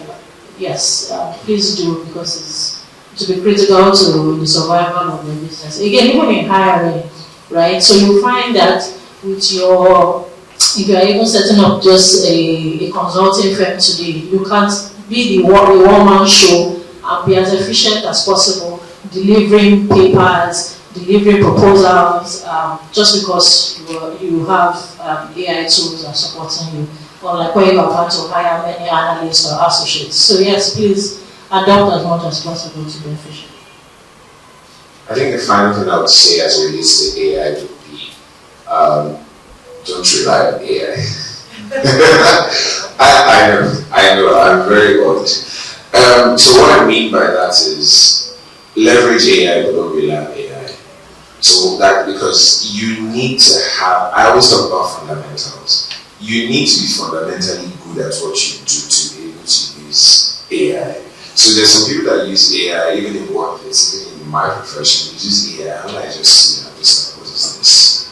And because I know that innately you've not really soaked yourself in the actual grunt work. And then when you bring the work and you just copy and paste, those kind of things. So you need to, even in, so for example, she mentioned operations. You need to have an idea of financial literacy. You need to have some form of training of, you know your income statement, you know your expense statement. You need to actually do the work, and then you then leverage AI to make those things easy. If you don't know anything about the fundamentals and you just do AI and you just, it will be garbage in, garbage out. You don't know what you're looking at. It just is. So when you now want to talk to an investor about finance and all these things, since we're on the topic of finance, you'll be clueless. So I think don't rely on AI or leverage AI. To be able to do that, you actually need to do the fundamentals yourself and try as much as you just know as little as you can. Thank you. I'll just say, like, in summary of everything you said, I think AI is a tool that can really help your business, help you save time, help you become efficient, help you get things done faster. But again, I think that at the same time, if you're working in the creative industry, soul is a very important part of what you're doing. So ensure that, like, you're not letting AI replace the soul in your business. Right? Even for illustration, your community they want to see people that look like them and relate with them. So it's just that balance, knowing what to use AI for, and knowing like the parts where you want to retain that human connection in your business, especially if you're trying to build a great community. Because people can tell when some things are AI, right? So yes, thank you. Yeah, I think we are good here. Let's just jam our hands as we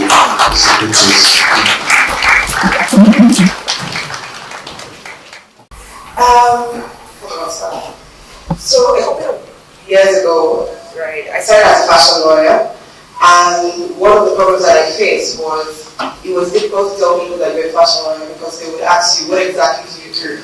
I mean, the fashion industry is not as profitable, right? So what exactly are you doing for them, right? And one of the ideas that I know that I was pushing was the law can do more than just protect. IP was not the only thing or the only offering that lawyers would do to the fashion industry. There were different areas. Like today we're talking about finance, right? Next year we're talking about trade. So there's a lot of areas that intersected to make fashion law, but it was not necessarily documented. It wasn't written down for us to see. When you check about fashion law online, you will find a lot of Western ideas, right? Not necessarily representing the African fashion perspective. So I decided to fill that gap and write a book on fashion law, and that's fashion law in Africa, basically. And that's my contribution to filling the space, because I went through that to write on all of the areas of law that intersects the fashion industry. From tax to entertainment to arts to international trade, international development law, finance. I did an introductory, writing on everything. So if you're starting out in the industry, you really don't have to just be reading only foreign cases. You see that there's a Nigerian and African perspective to this issue. So that's why we're here. And I'm thankful to everyone, right? Thank you to everybody that, as somebody that walked over the past 5 years. Much, right? We're calling on one of the panelists to help launch this book, Mr. Ebere.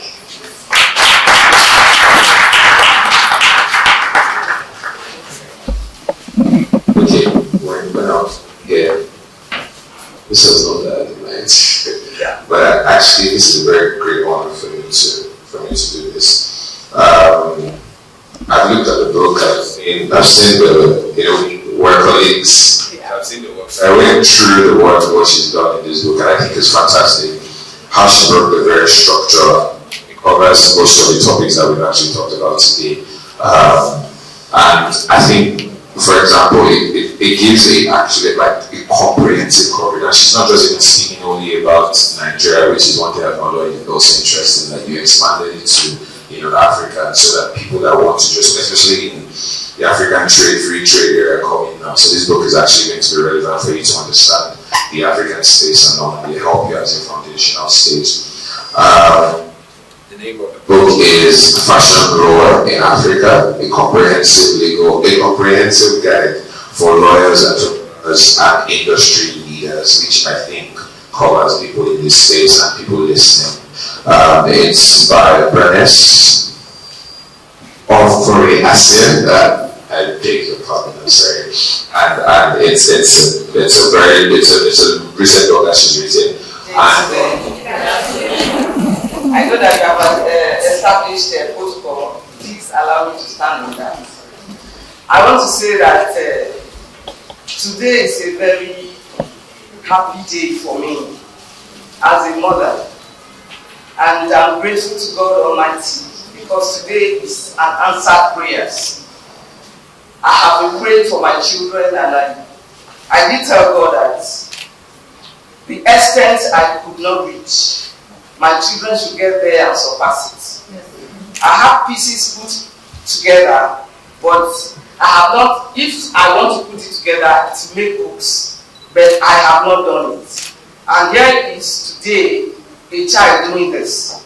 So it's an answer prayer. And I'm grateful to God for it. So the family of Aseng is launching this book with 500,000.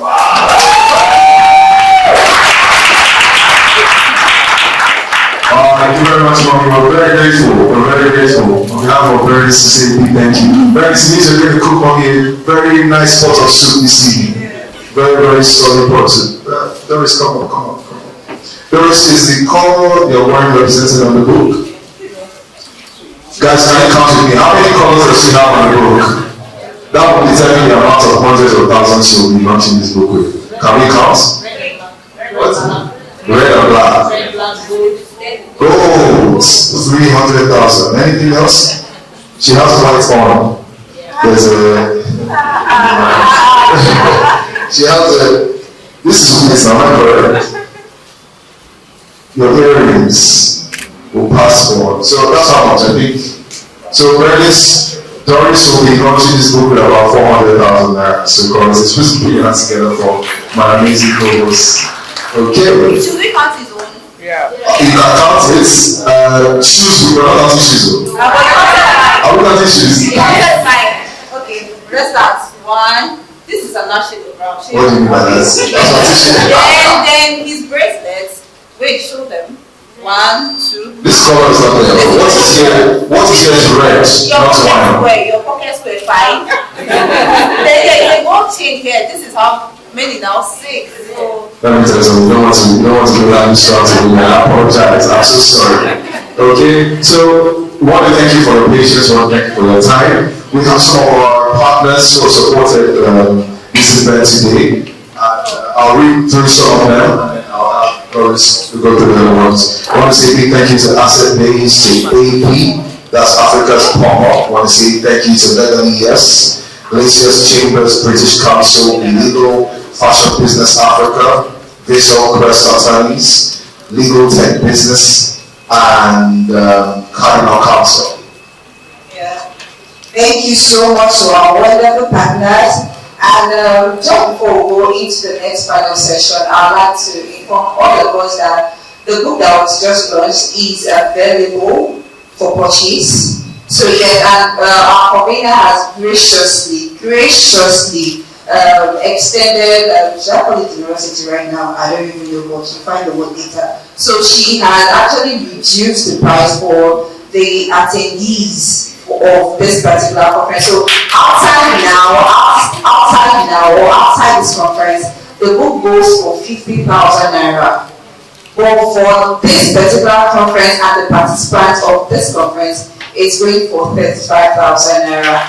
Now, while that was going on, while the book launch was going on, I was tempted to tell a story. The temptation is too much, but I don't know it to yield fully or to yield halfway. So let's go. Which should I do? Fully, that is too much. Okay, I'll do halfway. Yeah, and it's quite amazing to see what Bernice has done with her fashion law. Now, her journey to, well, I don't know where it started, but at least I know some part of it. And that part of it was when we were in uni together. So even as a law student, Bernice was our official tailor. Yeah, she makes clothes for us. Sometimes when we were done with classes, she would leave us from the faculty of law, and she registered herself in the fashion academy even while she was a student. So this tells you something that this is not just her, just, yes, what do I want to do with my life? No, it has been a passion sitting deep down inside our hearts. Even when, imagine now, you are a law student, what are you doing with sewing machine? Really? I know there are times where she told us to apprentice because she had a lot of work to deliver. I remember times where I had to be turning clothes inside out because she has bulk of. I'm not supposed to be a partner at this point. That's fine. If that's the case, we need to meet you with the lawyers in the building, help you arrange it and see what percentage you'll be taking in Bernice's business. Okay, we want to go now to the final part of the event for today. How many enjoyed panel session 1? I feel like the ladies and the gentlemen that spoke to us were very, very seasoned. They understood the assignment. And I'll take Musa's final words, one of the things he said, we can go band for band. Exactly. So having listened to them, I'm sure they're equipped with all the capacity to, achieve so much with the angles or areas that they discussed. So the topic for the second panel session is sustainable growth, structuring fashion business for longevity. And I'll leave you with this parting words because I may not be able to say something after this, but the big you're expecting is in the little you are inspecting. And that's the thing about fashion in Nigeria and in Africa. Don't look down on this tiny little seat that you have. Like Doris just spoke about Bernice. Right from university days, she was building and developing her craft, and now she's here launching a book, a compendium that can guide so many people who are in this industry. So please, let's welcome our moderator for the second panel session, who will bring up our panelists for this second panel session. Please make welcome Elejo Wachola.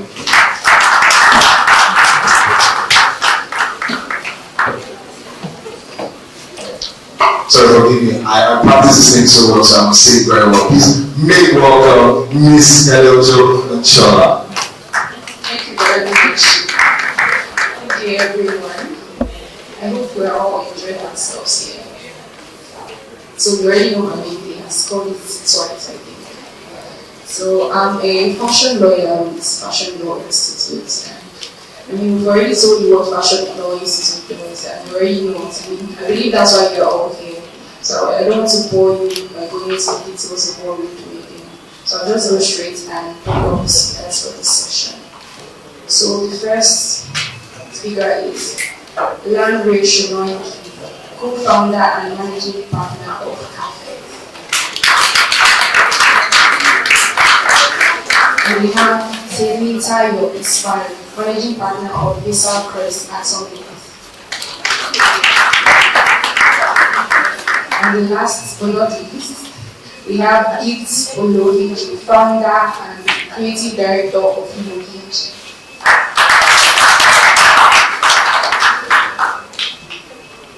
So the topic for this session is sustainable growth, structuring fashion businesses for longevity. I mean, we've talked about the financial aspects of it. And I believe a lot of you are here because you're concerned about your businesses and how to structure it properly, or possibly know how to structure it properly, but you still need to learn some things about it. So I just give the speakers the microphone and they'll tell us more about themselves. Let's hear from the horse's mouth. Hello everyone, my name is Gift Ologi, and I am the creative director of Blessing. Blessing is almost 5 years now, so we've been in operation for 4.5 years. So.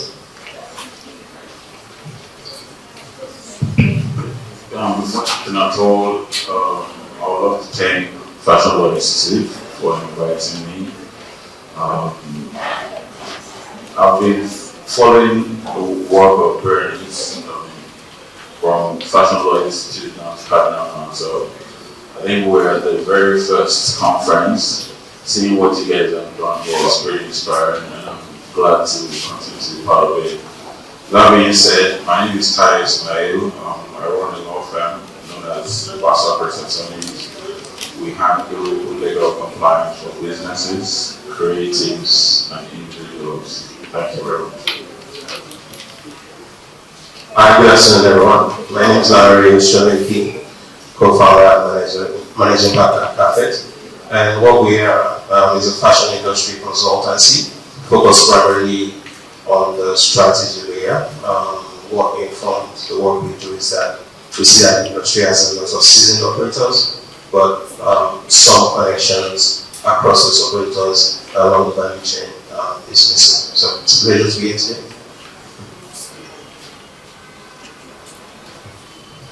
Thank you very much for being here with us.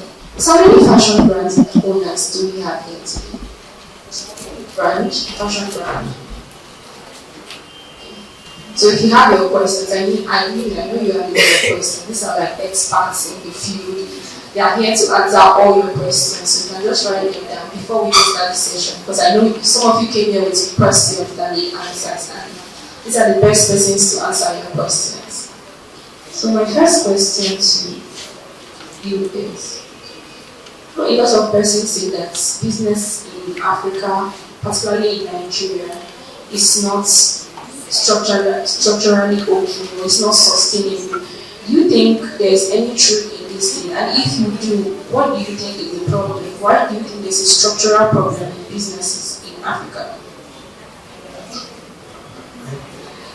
Okay, so I would talk from as an insider, as somebody who has been running business and have also been part of other people's businesses and lives in Nigeria, was born in Nigeria. So I would say that it is what we found, or what we are making do with what is available to us.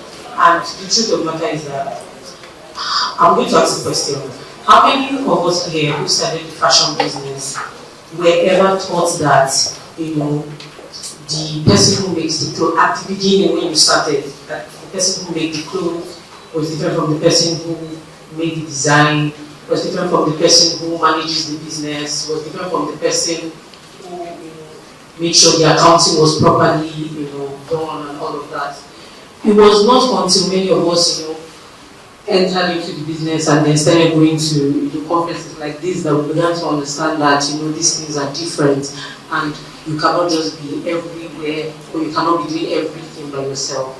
And I would say that speaks to the quality of education that we have, first of all, in Nigeria concerning fashion businesses. I've always been saying it, and it has been it has been a passion of mine, or just a really like a burden in my heart that our structure should first be formed in our schools, because when you start from the institution, the tertiary institutions and all of that, and begin to form an idea about what running a business, especially in fashion, really entails, then it's easier for the person when they are out of school to be able to do XYZ in the right way. I was really informed by what Mrs. Blessing was saying when she was talking about funds that were given to some certain people in France, where you're giving $50,000 and then this person does this person, you already have a business manager who does this. These are people who just came out of school and they're already having this kind of understanding, and they have that platform. It's not available to us here.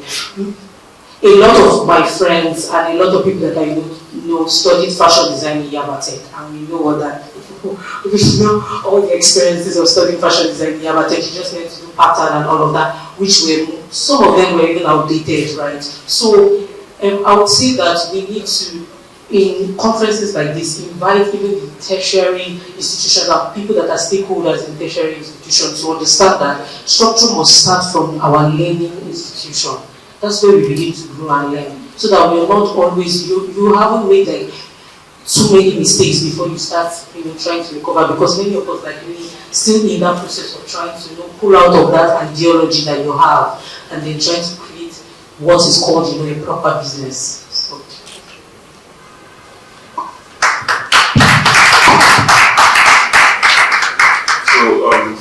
would say that in this part of the world, it's easy to confuse market infrastructure, right? There was a particular company that spent close to £50,000 to head to Paris Fashion Week. They didn't make any ROI, they didn't make any return on investment. So it's easy for you to feel that if you have more eyes on your brand, that is structure. Unfortunately, that's not the true situation of things. Now, the smartest thing to do is to understand that instead of focusing on debt finance, outlook or debt finance marketing, it's best to focus on direct-to-consumer transactions or direct-to-consumer model.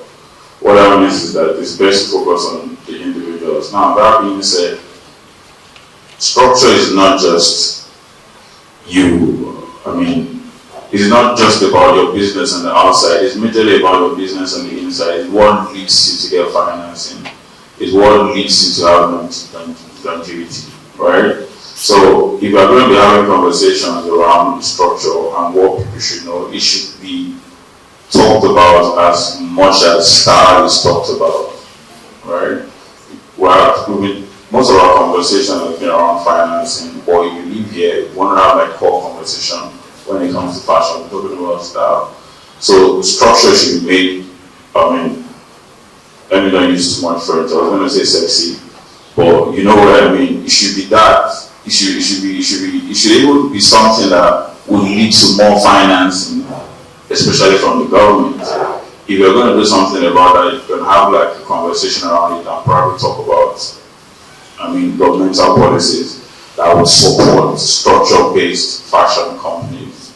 It will help a great deal. Probably just give them like tax incentives. If you have corporate governance, your fashion company, and a few other things. So structure should be encouraged by individuals, and Fashion Law Institute is already doing something around that, right? There should be more conversation around structure. It should be made to look like, it should be understood that it's the life of a company that is going to last for years, right? So that's my own opinion about it. Thank you.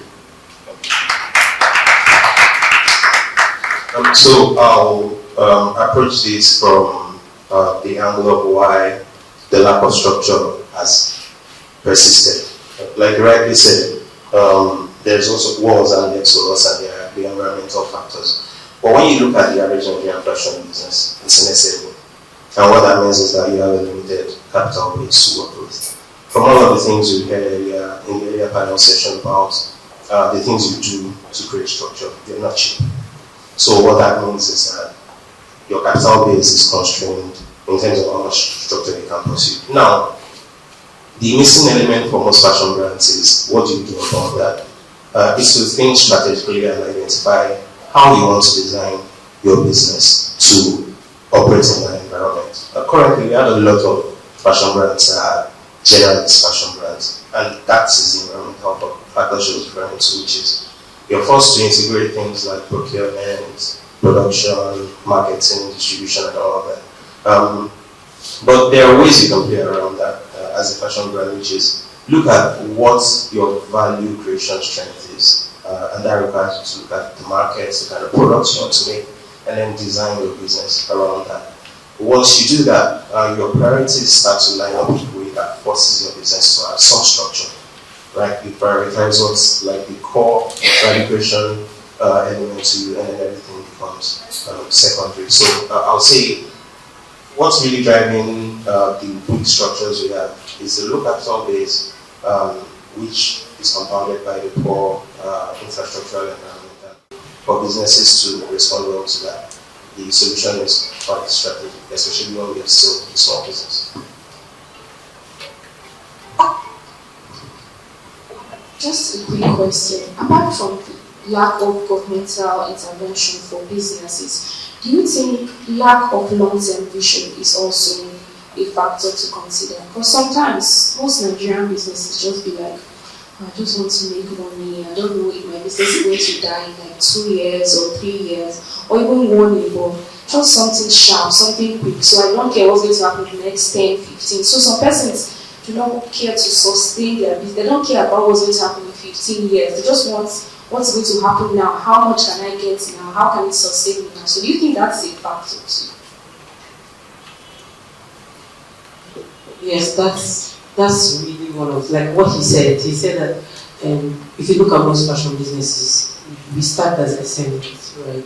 And most times, sometimes they don't even know how much power they can be even as SMEs, even how much access to loans or even finances we can get. So most times, as an average Nigerian, it's the point of starting business is to take care of your family, your immediate family and your immediate needs. That's it. I will always talk about why education is always important in the first place. So let me go back to what I said again and maybe expatiate on it. If I was going to study fashion in Nigeria and I realized that I do not have to only be a fashion designer, that I can major in PR, and I can major in and I can major in sales, and I can major in other parts, and it will be like a life career for me. So I'm looking forward to coming out to, help another business, right? In my head, I'm looking at, contributing to the longevity of that business. So you see why education is really affecting us.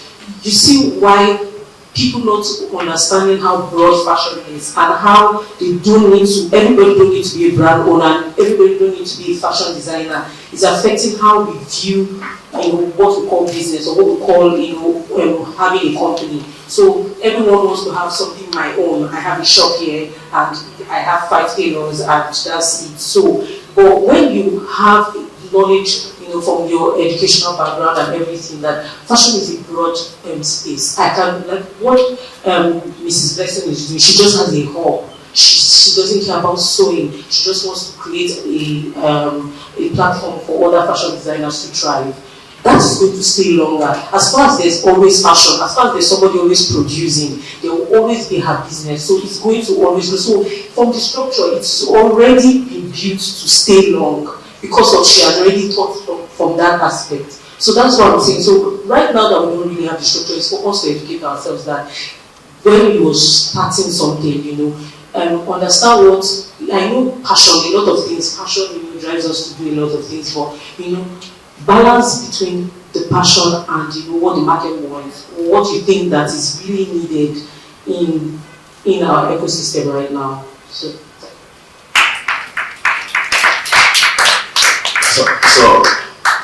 I would say yes and no, right? Because I know for the fact that as Africans, as Nigerians, we are very prayerful. You start something today, maybe as a bricklayer or a carpenter, you will not want anything to damage your business. You probably just, let's say you own a shop, if you enter a shop, and go to Ladipo, go to Yaba, if you enter their shops like every morning, they pray. And part of the prayer is that they want to keep, the business should last. So, an average African, an average Nigerian wants longevity, right? But they do not understand that structure is what leads to longevity. If there's anything that they need to know, is that longevity does not just, structure does not just lead to the length of time, a long length of time for your business. It's also what is going to help your business get proper financing. So if anyone is going to be having conversations with a fashion company, the conversation should be around what the structure will do for you and how the structure will align with the prayers you've been praying for yourself. Right? So, summary of everything is that alignment with yourself with their own position. Education is needed. But they should also understand that while the education is being passed to them, they should also understand that structure is not as capital intensive as we think. Structure could be as simple as in a software known as Zoho Books to, talk about to arrange the financing, to send out invoices. Structure could be as simple as using AI to just draft out how best you can, the kind of people that should work with you, and even get in, you're part of getting intent, but this time around sending out contracts for those intents, defining the roles of those intents. It could also be who does what for you and how. So structure is not as capital intensive as that. It's pretty cheap. Then as you grow into your company, as the company gets bigger, you can now start incorporating more expensive things that has to be structured. One way to start is just to, number one, take away your company, take away your funds, your personal funds, separated from your business funds. That's one. Two, register a company at the CAC. If you can't afford to register a company, register a business name. Three, register intellectual property. So it's pretty simple. And how much the lawyer charge for this? If you don't have a lawyer, you definitely should have a lawyer. Right? If you are serious in business, get a lawyer that will help you do most of all these things. That's a good start. So structure is key and should be talked about, studied on as much as start. Thank you. Yeah, so on the role of vision in driving structure, I think the first reason why it's important is that fashion is hard. Like, it's a very difficult industry to be in. From the outside looking in, people tend to underestimate how complicated it is. And having a vision is what keeps you committed to that journey, to play the long game. It's almost like a vision, like a journey of faith. But more importantly, I think when it comes to defining structure in the business, a lot of it trickles down from the leadership. Starts very early when you're still a small business, and as you expand, that structure continues to play. And what defines the structure you adopt is the vision you set for yourself. You can't get to a destination you did not imagine, and once you have imagined that destination, you specify all of the things you need to get there. And that's the primary role that vision plays, in my opinion, shaping the leadership approach to structure, and then staying the course of it on the long term. Thank you very much. You've been very, very helpful so far to Brian and myself also. So this next question is for you. So as a brand owner and a founder, and you've worked with businesses a couple of times, maybe so many times, what do you think are the internal structures that you feel businesses need to put in place to sustain their brands? All right. Okay. I really agree with what both of you said about starting small and understanding what your business needs at a particular time. Because I will be honest to say that when I said it. Thank you for that question. I think the first thing to really understand before you even go into the industry is to understand that it's a value chain. That's fundamental, because one of the things it does for you as an individual is decide where in that value chain you want to position your business. So by default, many fashion brands end up being integrated across several stages. There are 5 stages essentially. You have procurement or sourcing, which is how you get your fabrics, how you source materials. You have product development, which is design, pattern making, and all of that. Then you have production, you have marketing, and then you have retail and distribution. For most businesses, there are 2 stages that you essentially really have to do to integrate. That's the product development, which is how you generate the products you sell, and then how you produce them. That's in the Nigerian case. But you find that in more developed economies, you don't even have to play in both. You can just be a product development house, outsource everything else, and you get by. So that's why it's really important to understand the value chain, so that you know how to design your business. But beyond that, even within the average fashion business, you have a couple of core competencies that you need to factor in. Usually we structure them around 4 pillars. One is the creative, which focuses on how you design, how you interpret those designs into viable products. You have the business knowledge, which is about structure. What does it mean for a business to be profitable? How do you make money? How do you price? How do you achieve efficiency, right? And then you have operations, which is your day-to-day. All of the things you have to do to make your business a yield value. And then more recently, technology has entered the mix because it layers above all of these other competencies. So in terms of the way we structure education for fashion businesses, that's one thing we highlight. But more broadly, the underlying factor is continuous curiosity. Because even though we structured it this way, there are several things you need to know as a business that don't fall into any of these categories. And those are what you typically call the trade secrets. As you're trying something new, you do your research and you find out, oh, this is how this was done.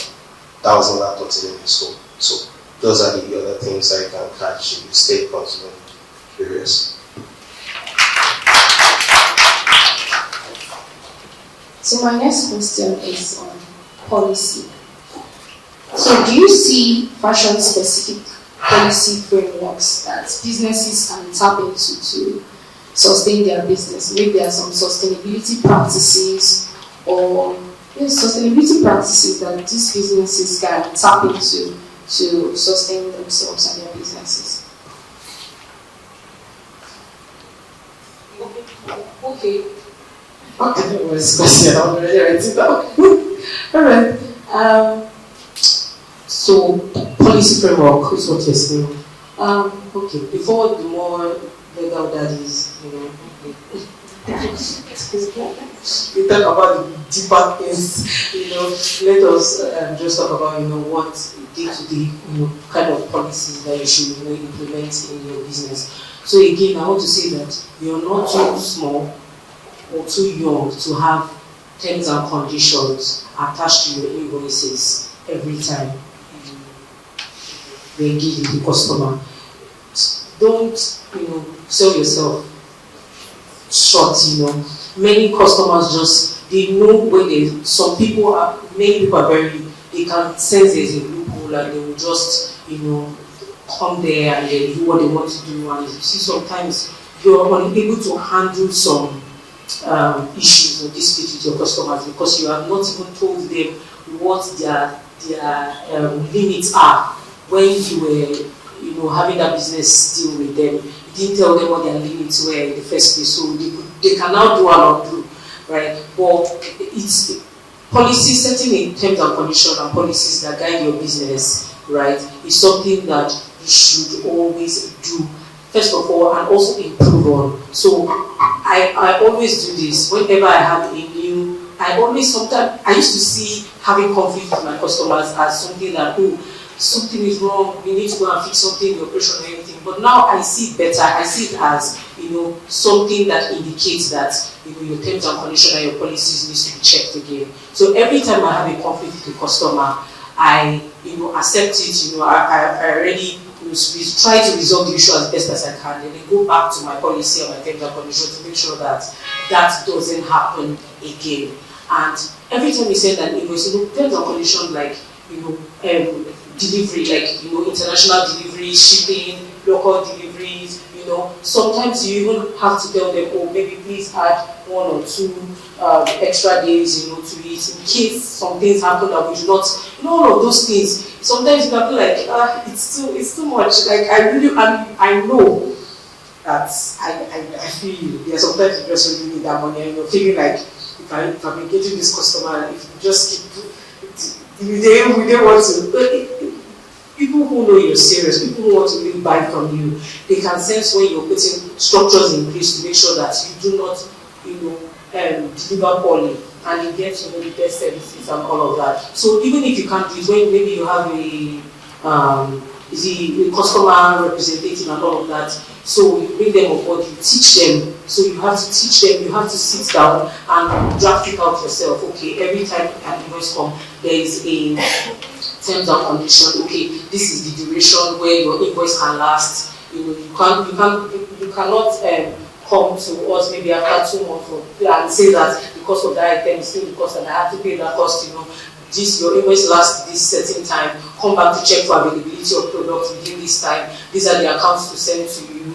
This is the policy on our shipping. This is policy on returns. You must have a policy on returns and refund. You cannot do that thing that they do on Instagram and say, I'm just writing on your bio, refund, and you just like that mark. It doesn't even make you professional and all of that. Yeah.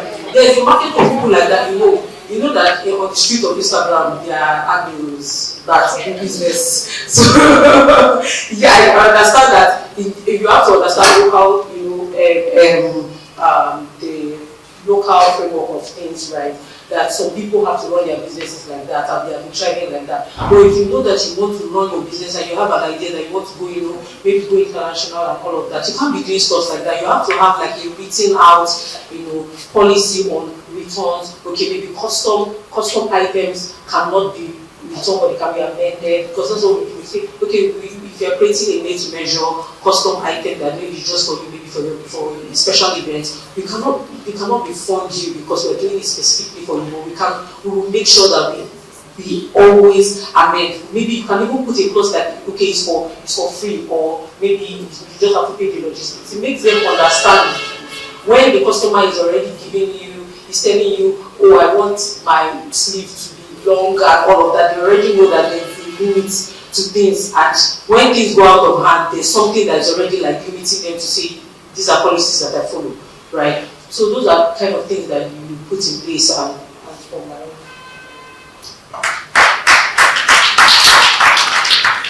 So I would say that we clearly have some policies in Nigeria, right?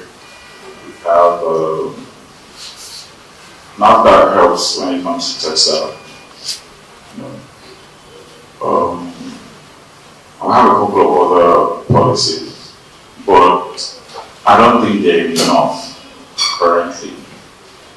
I would say that with the way fashion is, or where fashion is going, we need a national fashion strategy. Okay? And this national fashion strategy should lead to better policies that we get towards what we really need to do. And this national fashion strategy should, comprise of key holders like governmental agencies, lawyers, fashion businesses, so that they will be able to talk about where it hurts. If they have the conversations around where it hurts, we'll be able to build more policies that will be geared towards creating better jobs, better investments, better tax initiatives for people that are playing in the fashion space. The fashion industry is $1 billion industry. Nigeria fashion industry is $1 billion industry. And we have so many things that needs governmental touch to get it to where it's supposed to get to. If you recall, Ojude-Oba, I don't know if anyone remember Ojude-Oba, right? Ojude-Oba got more views when the Airtel man with the Cuban cigar and everything. What's his name? Farouk, yeah. So he made so much noise, he brought a lot of attention. Only for us to discover that this year they made billions of naira from just that small festival. Now, we can't say that there is a particular policy that is geared towards festivals like that, but it's already generating generating huge transactions. I feel that that's where fashion is currently in Nigeria. It's changing people's lives. We all know about you, we all know about Vicky James, we all know about other popular people.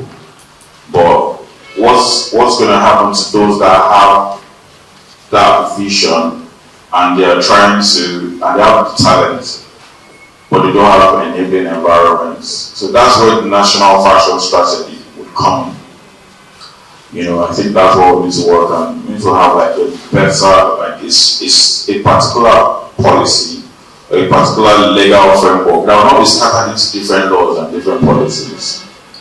So something that is, something that it's gonna be as simple as helping fashion companies to register their business really fast, like a 24-hour window and a CAT for fashion brands. Things as simple as that can encourage people to continue to stay in the fashion space. So we need policies like that, and we need to have more conversations around it. And as soon as it comes on board, obviously we'll benefit from it. Thank you. I wanted to say something about that because I've always been thinking about it too. Like, how can we start something like that? Because, take for instance now, there's the trend that is going on now is sustainability, sustainable fashion, and all of that. Outside of the country, brands can be held to some certain standards because of the framework that is already there. So, if a brand is sourcing their cotton responsibly, they have like institution, or they have like institution that they can register in to show that our cotton was sourced sustainably. Like some of them are like B Corp and all of that stuff. So I don't know what the role is. Is that something that the legal system here in Nigeria can start, trying to help us out there? Because a lot of brands are coming up here saying we do this, we do that, and all of that stuff. But holding brands accountable to say, okay, especially, and also it helps us with the issue of the issue we've been having with China producing, all these fabrics that we are making locally, right? So if brands are held to a certain standard that, okay, if you have some incentive when you shop locally, when you are sourcing from artisans that are in the country or in Nigeria, there's some standards. So maybe there's some tag you can put on your brand that gives you some rep to say, okay, we are sourcing locally and we are selling locally and internationally. Stuff like that can help us. Brands like us have been doing it for a long time, but it seems like as though there's no even incentive, or there's no even like help in that regard. Yeah. It's like the question of me. So it's interesting that you mentioned that there is no national fashion policy and all of the things you have identified. The good news there is that something is in the works under the Ministry of Industry, Trade and Investments, and it's been by my co-founder at Affect. And a fashion industry policy is coming up very soon, and it features a lot of the elements you mentioned. What's also really interesting about it is what you said about the fact that it requires the participation of multiple stakeholders, and that's what's being done differently this time around. Conversations are being had with all of those players to understand how they can specifically targeted with solution. And then there is also an awareness of the need for this policy to connect multiple agencies like the Export Promotion Council, like NAFTA, like you mentioned, Standards Organization of Nigeria, EUI, and all of these players. So that's in the works, and hopefully when it comes on board, it will unlock a lot of opportunities for fashion businesses. However, for right now, there is a very active push by the National Export Promotion Council that fashion businesses can key into. They are investing a lot in emphasizing on export readiness. And what that can change for you as a brand is that a lot of brands currently sell internationally, but they sell in pieces, like you just put one together and then you ship it. What they are trying to do is create a system that allows you to aggregate that and do it in better volume, do it in a more structured way, that's more compliant, that allows you to tap into some of the incentives that you mentioned in sustainability. The other one that might be interesting as well is the recent tax policy review that was done. What's useful for fashion brands about it is that they have like a cap on, like a floor on how much you need to earn before you start paying taxes. and for most businesses it's practical. Why you should really key into that is when it comes to tapping into some international opportunities, like with DFIs and some programs, you need that level of national certification to say you're good to go. And at that point, you are going to require a tax identification number. So for that reason, consider tapping into that. One that happened a while back, maybe almost 5 years ago now, was Kama. Kama made it level the playing field more for businesses by making it easier to register and do business. And that has really benefited a lot of fashion brands because now they have registered entities that they can use as vehicle for fundraising and things like that. Thank you. One thing I have is there a way that we can follow up with information like that? You know, you said it's ongoing, but we don't know if it has been made public yet or it's still something. So it's not public yet. What the ministry did was to announce. So there was an announcement of the governing board for the industry about 2 months ago now. But as updates come along, they will share more. So it's at the ministry level that I'll communicate it. Thank you very much for sharing your knowledge with us. This is the end of the session. But before we end the session, is there any question from anyone? Yes, there's a question.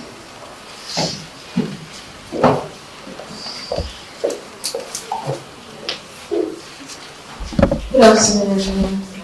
So, yes, thank you. I know a few months ago, or I think last month, you had an issue with people stealing your designs and all of that.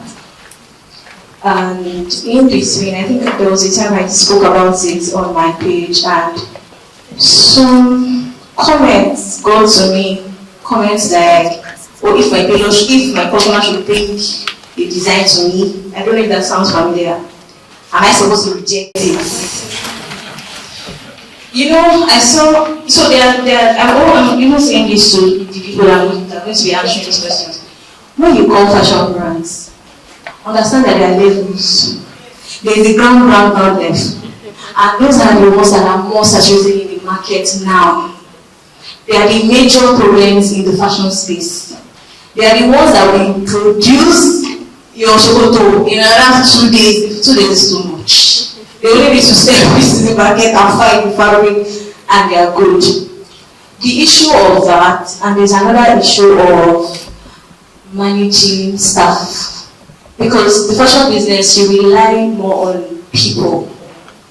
Without people, you can't really push your businesses. When you walk up to a production company and you tell them, "I want to sign an NDA with you so that you don't produce my design for another person," they'll say no. In fact, I got hold of a production catalog or something, and the person said that I'm managing your entire production up until the taking of pictures, uploading of everything. Does not mean that this design is exclusive to you. When I saw it, when my client sent it to me, I thought I had to. Maybe I was not saying. I said, "Do you understand what they wrote here?" She said, "No." I said, "No, read it well. What she's telling you is that this same thing she has done for you, she will do it to 4 other brands or more, so you will not be angry. She's already there, but you are just going to sign off yourself." These issues are there. How do we handle it? We were talking about system structure. I've taken classes on system and structure, and I know that it is going to be very hard to implement it on that ground level. Because it's a mindset thing. The way most people come into the business with survival mode. Yes, I want to survive, I want to just eat. Oh, there's money. Most Nigerian businesses start by, this person is doing it, there's money there. Let me to enter. Because have you ever wondered why the fashion market is now highly saturated? If you drop your design, another person will not even, they will steal your picture, your content, with the name of your brand and promote it and say, "Available, we can produce this way." So how do we tackle all of this? Because it's still a matter of systems and structure. Thank you.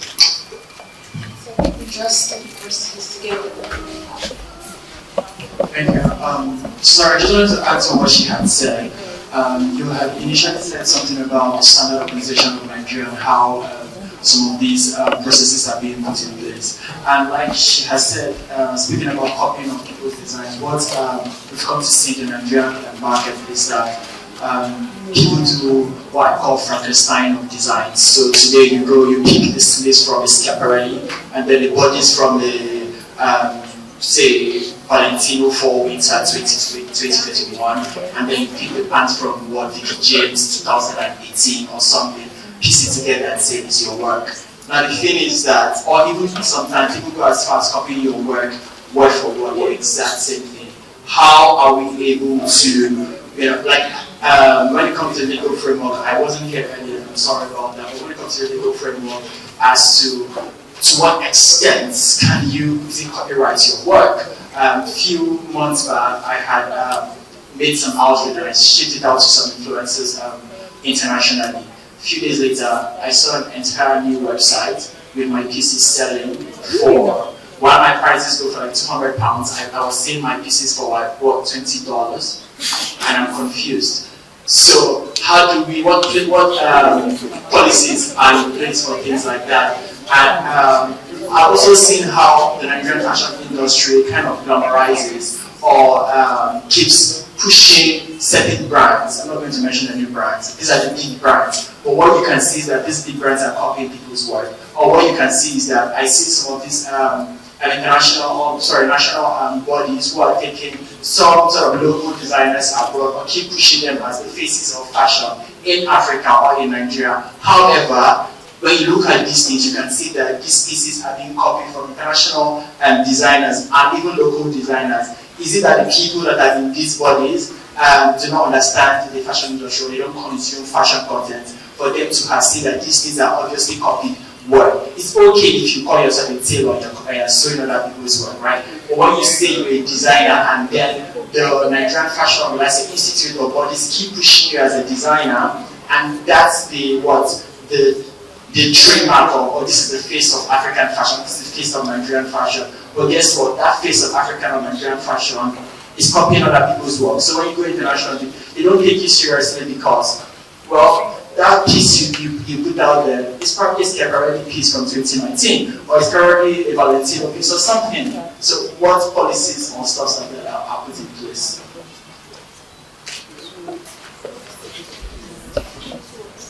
All right. Good afternoon. My question is still on the whole policy development, and it addresses basically, or rather strictly, the supply chain. So we rely a lot on importation of fabrics and everything. And now, when it comes to this whole exportation as well, you said in terms of export readiness, you want to know, the level of the content of your product. Your fiber, the level of cotton or polyester, or whatever it is that's in your product. And we ourselves don't have that information because those that are importing, they don't even know what they're importing.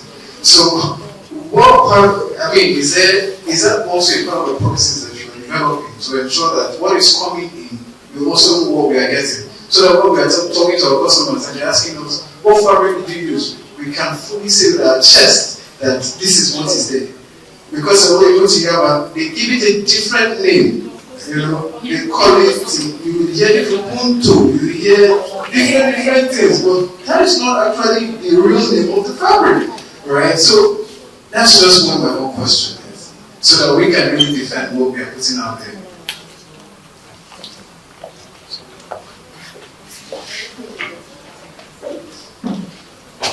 Sorry, can I ask you? Just to say,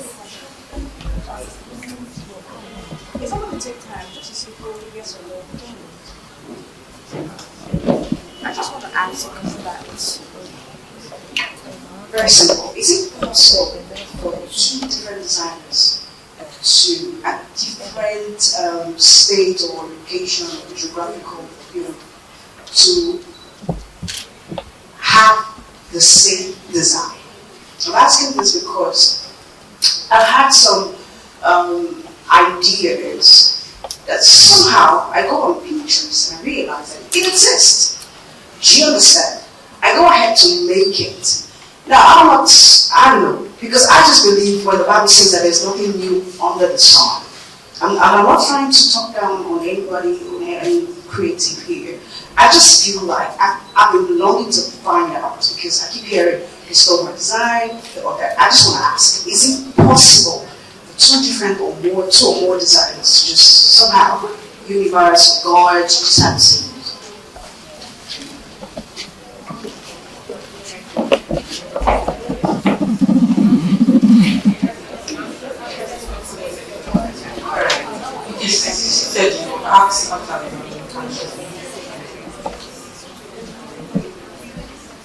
Alright. It's obvious that this thing is pinning us.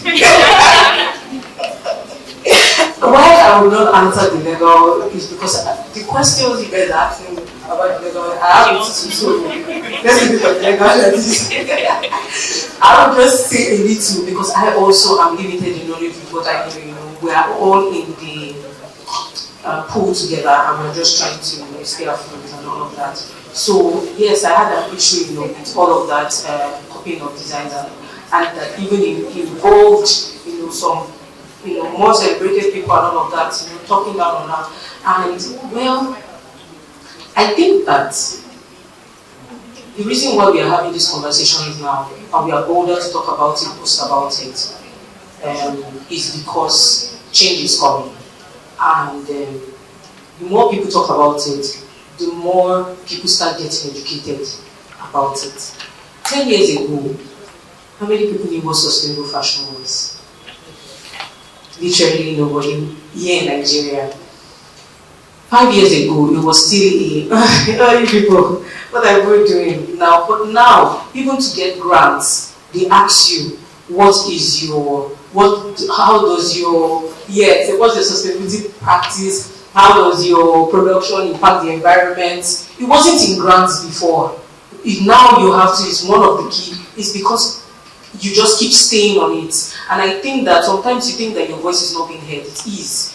Just keep talking about it. We did not even know that something was being done, at the background. But I'm sure it's because people have complained about it a lot. So all of these things that we have talked about, and we are telling them now, we hope there's going to be a conference like this that the government will call for people who are interested to come and talk, like, something like this, where they can, talk about our grievances and policies and all of that. Because even what my colleague was saying about knowing what exactly is in our fabrics, we don't know. It's just important to us. And now you demand the same level of structure or presentation like it's done outside of the country, but you're not giving us what we can start. You're not giving us the proper education for us to be able to do that. So that is, we want to stay that. Then for design, that I do not even have any input in the design. Do you know, if another customer wants to make it, I go to that customer to ask, should I make this design for this person? I can go ahead to just be, but most of my customers will say, because most times during production, I always refine it and all of that. They are always fit to say, go ahead, use it. But it's as business owners, we need to have conscience, to be able to ask, to be able to inquire, to be able to know, okay, what limit can I go? There was a design that a stylist gave to me for a function and all of them, like for it was for an event, to style somebody. And people were asking about that design, can we get it, can we get it? I'm not thinking money first. You have to think sometimes building good relationship, having a good name and foundation that helps you when you're growing your business. I went back to the stylist to say, people are asking about this design. What can we do? Can we create a structure where for every time we sell this design, you get a percentage or you get a particular amount from every time we sell it? Then maybe we can, I was even thinking of reaching out to them to say, okay, can we make this clause 5 years? Because I don't want to make it because I don't know what's going to happen after. Maybe is there something we can agree? Maybe 5 years, 10 years, for the next 5 years on this design, every time it's being sold, because you were involved in the design stage, you get something. It's as simple. Sometimes it's just that acknowledgement that somebody else was involved in this process. It's very very important. People feel bad when you use what they have spent time and effort to create, and you just make it, you just go on, and then you don't insult the person on that. It's just bad. It's just bad. That's what I have to say. Yeah, so this borders on intellectual property rights and IP enforcement. Right? I've had this conversation with different lawyers. I've had this conversation with different fashion companies, designers. It's still something that would be handled by two sets of people. Let me say, one is the set of people, the other is an agency. Number one, set of people should be handled mostly by lawyers. These are conversations around intellectual property protection, right? And there are different ways of protecting your intellectual property. You could get someone to just stop producing your work just by a simple cease and desist letter. You will be shocked that all these guys are pretty scared. But the real question is, where was your design copied? Was it copied in Nigeria? Was it copied in Zimbabwe? Was it copied in the US? Now, where did you protect that intellectual property, right? Nigeria, Zimbabwe, US. So there are so many things that will still, play into this. But if you have somebody here in this part of the world copying your designs and you're having problems with that, the first thing you should do is reach out to that lawyer. You will get what you need, And if you get scores, you can call the church or VDM or something. But that's just a joke.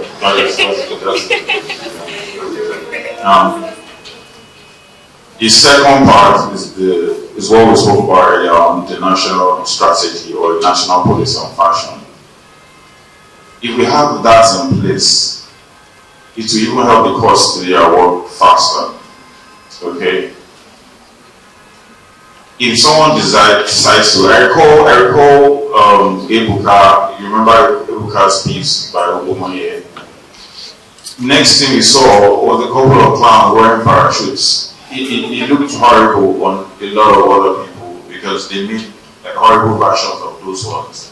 And this is going to you, madam. It's for you. You talked about people creating your designs. You talked about those that are like below par, probably in the market. What I've noticed over time is that no matter how, if you just give your design to people, a lot of people will not end up creating the actual thing that you need. Most people will not use create it. Exactly. Some people will do, that's the honest truth. But most people will not be able to do it. Now, did you protect that design from the get-go? If you protected it from the get-go, it will be easy for you to enforce that protection. And sometimes you might have someone design and you be the one that will, make the clothes as the tailor. Is there a contract that transfers the intellectual property rights on that design to you as the tailor or as a designer? It depends on who you are. These are conversations that we need to have. It's pretty different from you just being angry, bitter, and calling people out on social media, right? What's ought to be a lot of times different from what is.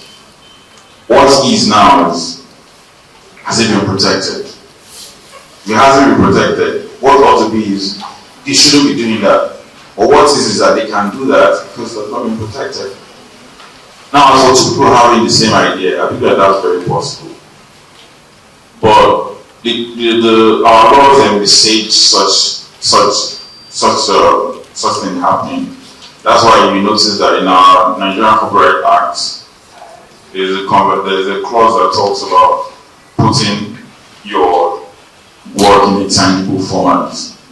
Now it's just an idea. Have you put it in a tangible format? You know how many people have ideas, but they've not been able to do things with their lives? There are so many, But what makes you different from the next person is put it in a tangible format and protecting it. Once that is in place, you have a shot at getting these people, getting them out, or calling them out, getting them settled. helping your lawyer to even do his job better.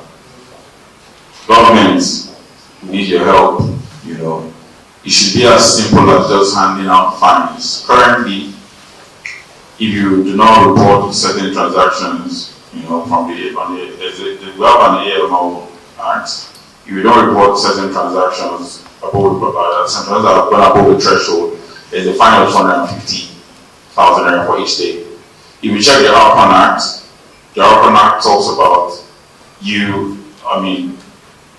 them fixing your ad before it goes out. In a situation whereby you put out that ad and it was not checked by them, by some of their agents, they will hand over a fine of 500K. You know, they did that to one of our clients. We wrote them a letter and they've not reached out since then. I don't know whether they're planning to take us to tribunal or we'll be ready. But the truth of the matter is that if you have something like that in fashion that hands out a fine, you know, and creates a tribunal that can enforce such fine, trust me, a lot of us will be spending to the bank. So we need the government to step up, and we need businesses to always talk to lawyers when it comes to intellectual property rights enforcement. Thank you. Yeah, so a lot has been said on the IP angle already. I'm just trying to add a few elements to it. The bottom line, maybe something I'll underline from everything you said, is in your creative process, remember we started with structure.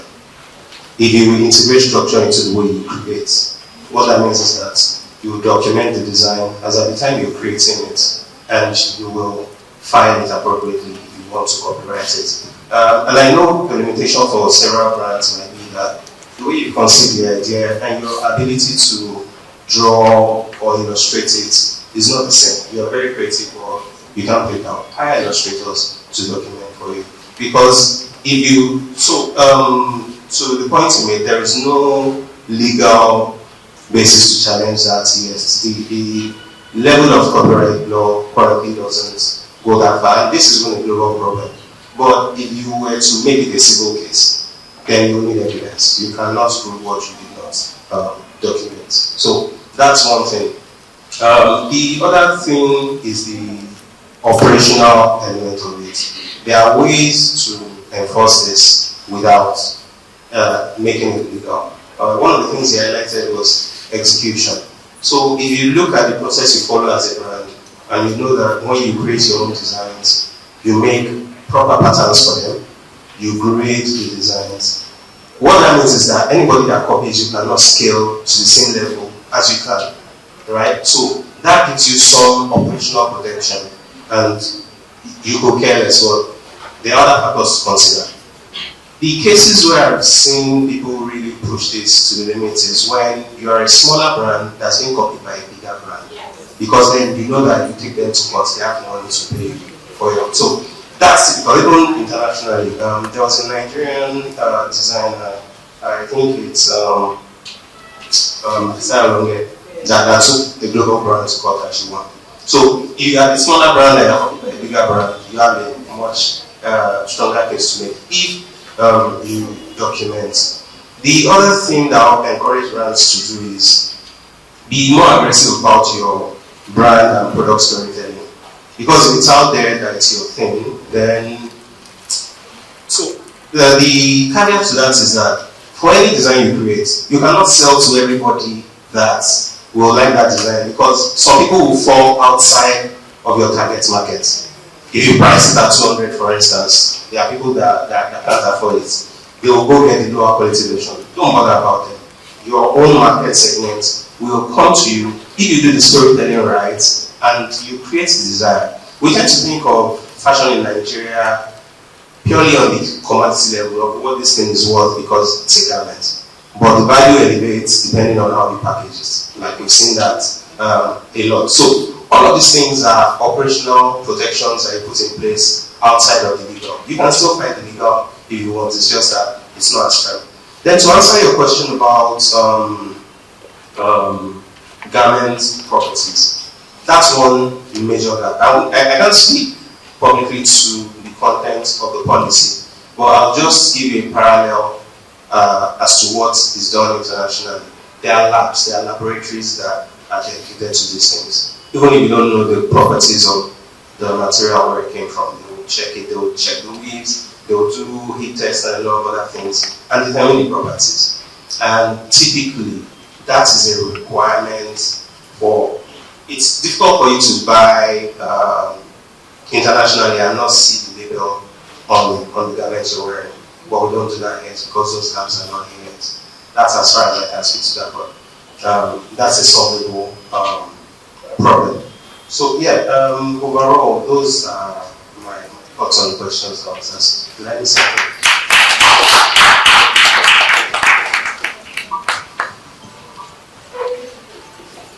We have one more question, then we can end session 2, 3.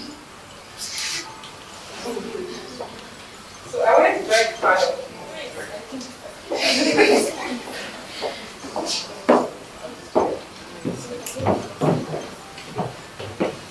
Okay, so I don't know if mine is a question per se, but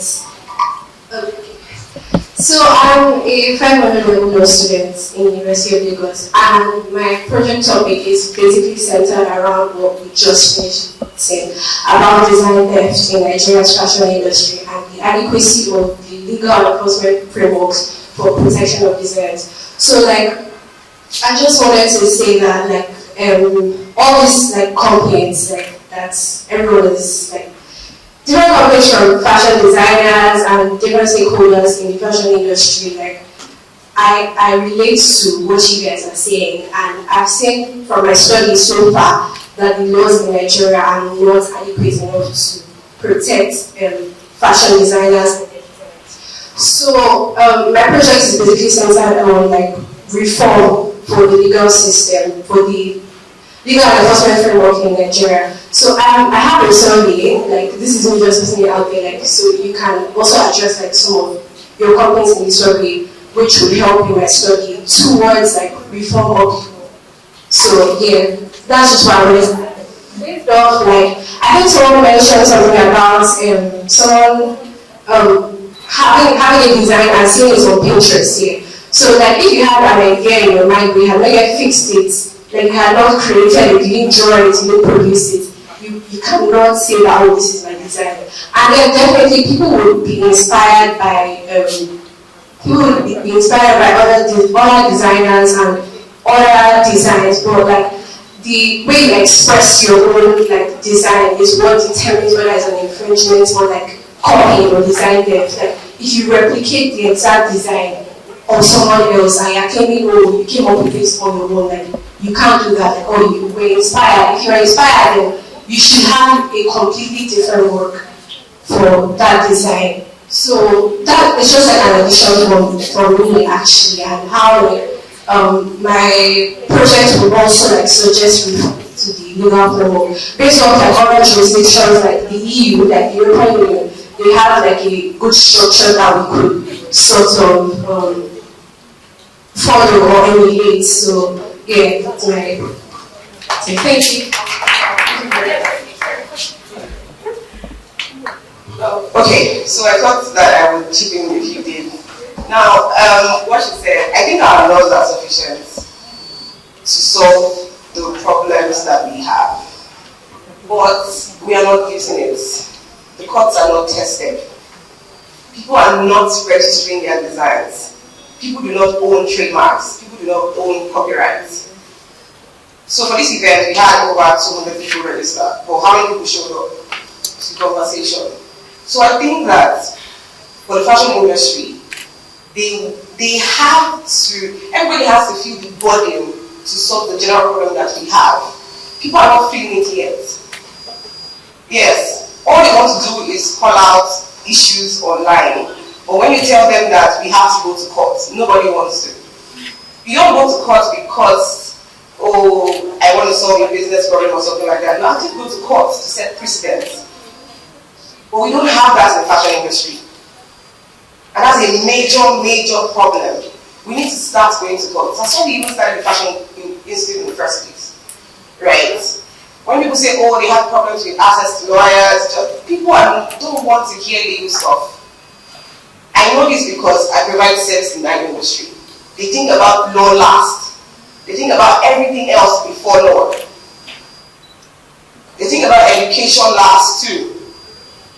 So it's not I don't think it's a problem of our legal system. The legal system will always be slow. But we are the ones to innovate before they actually innovate. They are following our footsteps in the industry. If we say this is what we want and how we want to self-regulate, they would adjust. Right? But we're not doing that. So if you say you have, somebody saw your design, the first question I would ask is, did you register the design first? What is that design? You mentioned something. A lot of our design that we claim is creative, it's not. It's copied. And we are still very focused on an aspect of the industry. And a part of the law would be acknowledged if you start from the scratch. We don't start from the scratch. We buy fabric from Yaba and just create a basic design, and somehow we expect that should be protected. No. The law does not protect functional stuff. And fashion operates in a very functional industry. Clothing is a desire, or not a desire, sorry, a necessity for man. So it's difficult to say you want to enjoy copyright or protection for that particular thing. So you have to show a degree of creativity to enjoy intellectual property law. And people are not showing that enough to enjoy intellectual property protection in Nigeria particularly. And then you should understand that, again, I like to say trademark is like your most important IP right. Abroad, they sell the brand, but we're not selling brands. We want to sell styles. We want to sell trends. That can't be protected. And there are strategies to these things. And we talk about the laws, right? If you say copyright protects your stuff, but it depends on what you want to protect. Your fabric can be protected, but we don't design fabric. We don't do that. We just go out there, buy the device in the market, and create something basic. So if you're thinking about it, you have to, before you start creating or thinking about a particular, you think about what laws exist that can protect this particular product. Then I create something that would enjoy IP protection. But if you're creating and just like doing basic stuff and then say somebody stole your design, it will be difficult to prove. What the truth about it is that the people who are doing creative stuff, who have creative elements, right, you need to go to court to enforce your rights. It's a thing because when you start enforcing, the courts are sure that, okay, somebody stole your stuff, the next person is coming, they've already said, oh, I'm going to avoid XYZ damages, or this is the statement, the state of things, so we'll go in that line. But they are not precedents to work with in the fashion industry. That's the problem that we have. People are not going to court. People do not have an impact mindset. People do not like anything related to law, structure, or formality. In fact, who will sign contracts after they finish the deal? And then they're just like, oh, where's the IP? Where is the IP? Have a particular piece in your hand. It's almost the same thing. They created a very beautiful design, right? Two people probably collaborated to create a design. And when they didn't want to work together anymore, they started thinking about who owns the IP. One person said they have it, the other person started fighting on Twitter. And now I'm telling them they don't even have the IP because the time to even register that IP has passed. Industrial design, you've been fighting for over a year, and you have only 6 months after you release a particular design to enjoy protection. And then when we talk about originality in law, the threshold is very low. It's very low, right? So people expect to see something very browning, If you can show that your skill was expended to create a particular design, there were modifications that was in line with stuff, you can actually get protection, but we're not using it. The only problem that I see from the side of the law, apart from this, is the process of registration that we need to talk about. I know it's difficult. When you register trademark now, it can take you 5 years. Yeah, probably. The trademark system registration is quite bad. I'm a lawyer, I'll say it. The state is 5 stages: search, acceptance, acknowledgement. We're constantly battling to get certificates. although there are laws again, and that's where the benefit of the law comes in, because people are going to court to say, if I have an acceptance letter, does that suffice? And the court says yes. And that's why a lot of people continue registering trademark, because there's a case law that can back up that. But the fashion industry is not doing anything about it. All we want to talk about is flamboyant things, not the serious structure, the serious things that would attract investment. So yes, I know that the law has a role to play, but we also have to take our time out to say, as an industry, what do we really want? What do we want for ourselves? Everybody likes to focus on themselves. My brand, my this. But the stage of the industry is not where you can just be focused on yourself alone. You have to contribute to your own quota. So yeah, we'll do this.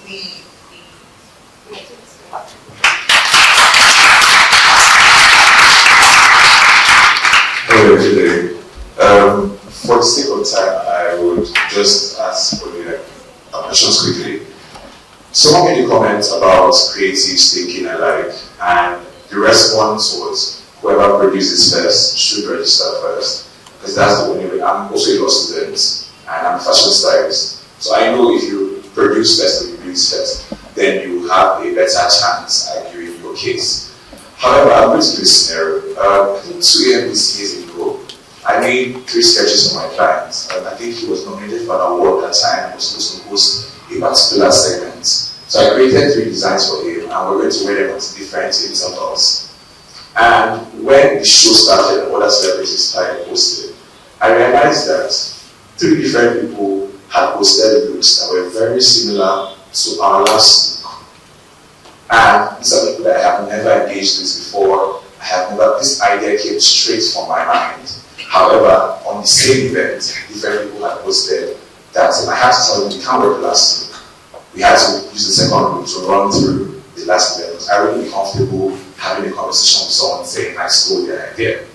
Now, to that degree, I'm not aware if the law has any provision for that. In circumstances where we have both created, we now have it both in tangible forms. We talk about it at the exact same time. This is an evident. It's creative speaking alike, and it happens in every creative industry. What can we not do about that? The second question speaks on the creativity of fashion industry generally. I think you mentioned that fashion people are not. I think you said exclusive creativity. You don't start from the grassroots. Most people just go together, buy fabrics. But however, some designers that want to stand out when I do consultation, I try to make designers customize their own fabrics. It's harder to recreate that way.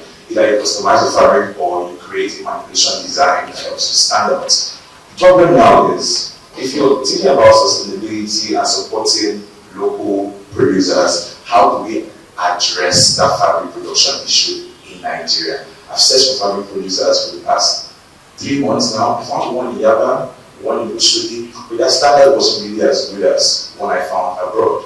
How do we solve that issue? And finally, I think this kind of ties to that, so that's all.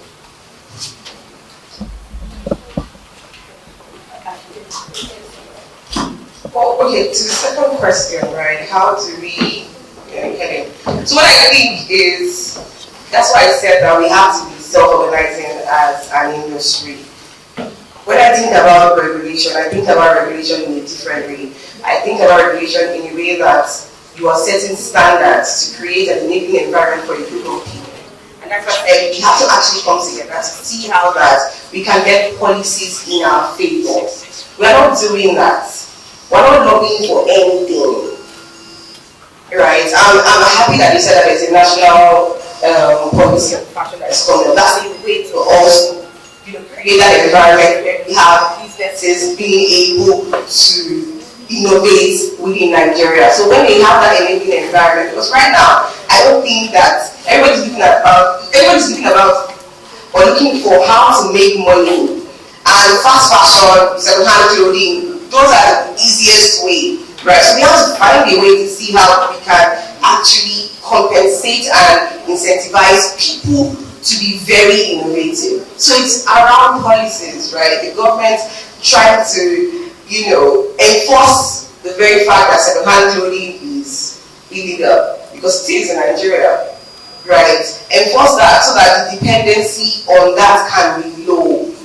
Also, policies around the fact that importation of our local fabrics from China, that has to also stop, or maybe continue, but they obviously have higher tax rates so that it is at the same price as the one locally produced there, so that you know that, oh, instead of buying the one in China, I can easily buy the fabric that is made here. So it's really about what we want as an industry. If we decide to self-regulate, we decide that this is the body that we want. And I know that in April, right, the Nigerian Fashion Council was inaugurated, and I know that we are addressing things like the education sector and all of these policies, but the truth is, we need that so that you can say that this is the standard of operation of everybody, this is the incentive that we get from creating integrative economy. We really need those things. So yes, I know policy, standards, and regulation is the way that you will create an environment for businesses. Then the second question, to be honest, is right, and you're talking about the looks. I don't think that the law makes provisions for the looks. You know. Design, so I work on design all ways to find out that this issue was designed where. Well, yeah, that can happen, right? That can happen. And I can't speak to that. However, what I can speak to is maybe drawing something like what happened between Abbas and the fashion illustrator during Vicky James' 30th. I think she said she created a design and put it out there. But there are principles to these things, and what I will be giving will be my personal opinion. And as I said, that the cost is not tested on those things. So there's what they call, I don't use the word substantial. How, like, what's the likelihood? Like, how exactly, before, to prove copyright, you have to show that the second person has access to your work. But I mean, if you can prove that he had access to your work prior to that time, that can also help. But if you cannot fulfill those requirements, then I don't think you have. So the way that the law works is that you want to claim a copyright theft, there are conditions, right? Did they have access to your work before that time? Did you publicly display that work, right? What is the degree of copying, or how does it look? If a reasonable man can say that this is copying, then it is copying. I don't think you understand. Well, I think the question is, if two people create the exact same design, if something is same, normally what we use for private process, yeah, if they are the same authority, right? Now these two things were created at the same time, and when you do them side by side, they do but they were not stop. I had this private commission. But there are two people wanting to go to court to fight for an IP protection for that. But then there are conversations about what copy the other, but none of them were really copy. So how do you actually affect solutions like that? Under the Copyright Act, there's a provision that says that if you can prove that you made your work independently of the other person, you will still be entitled to your own copyright, even if it's like the exact same thing, like it's substantially similar. Right. If I decide that I want to turn it into fabric and turn it to a style to multiply that, I can have industrial design. If I say that this fabric is going to be a copyrighted work where I frame it, will I say because I'm multiplying it also? Right? So it really depends on the interpretation of the court. And that's why I encourage people to go to court, because we need interpretations of all of these things. The law has said so, but there are no definitions. Everybody's just saying. But you can't really blame people because the court process is unduly prolonged. We're not blaming people, but we have to take a chance. Like, we can't sit around to wait for someone to do it for us. So that's what I'm saying. Like, with industrial design now, there's a process for registering. We already know that based on what you just said, like, you cannot get copyright for your design that you're going to manufacture for like 100 or 20.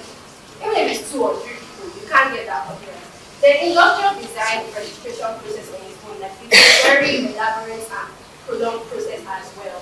So if you're looking at it from the perspective of fashion design, that's why I'm saying that, like, a fashion design, let's say you create the design now, in the next like 5 years, that might not be what people are really looking to, like, well, that's a different conversation entirely. That's a different conversation entirely. When I say that the laws are not really like. No, that's not exactly the law. The law has made provision for industrial design. Now the government has to make that particular process expedited for people to get it. It's as simple as that. So it really boils down to what the people who that affect. That's why they call them stakeholders. The stakeholders in the fashion industry to see how that they can advocate. It's like law, for example, law practice. If something is wrong with one person or two people, we come together to say this is what we want for ourselves. We want people to go 5 years law school, do X, Y, Z, do this. We can do that, but the industry is not saying what they need. You are talking because you're a lawyer and you're aware of those things. They are not.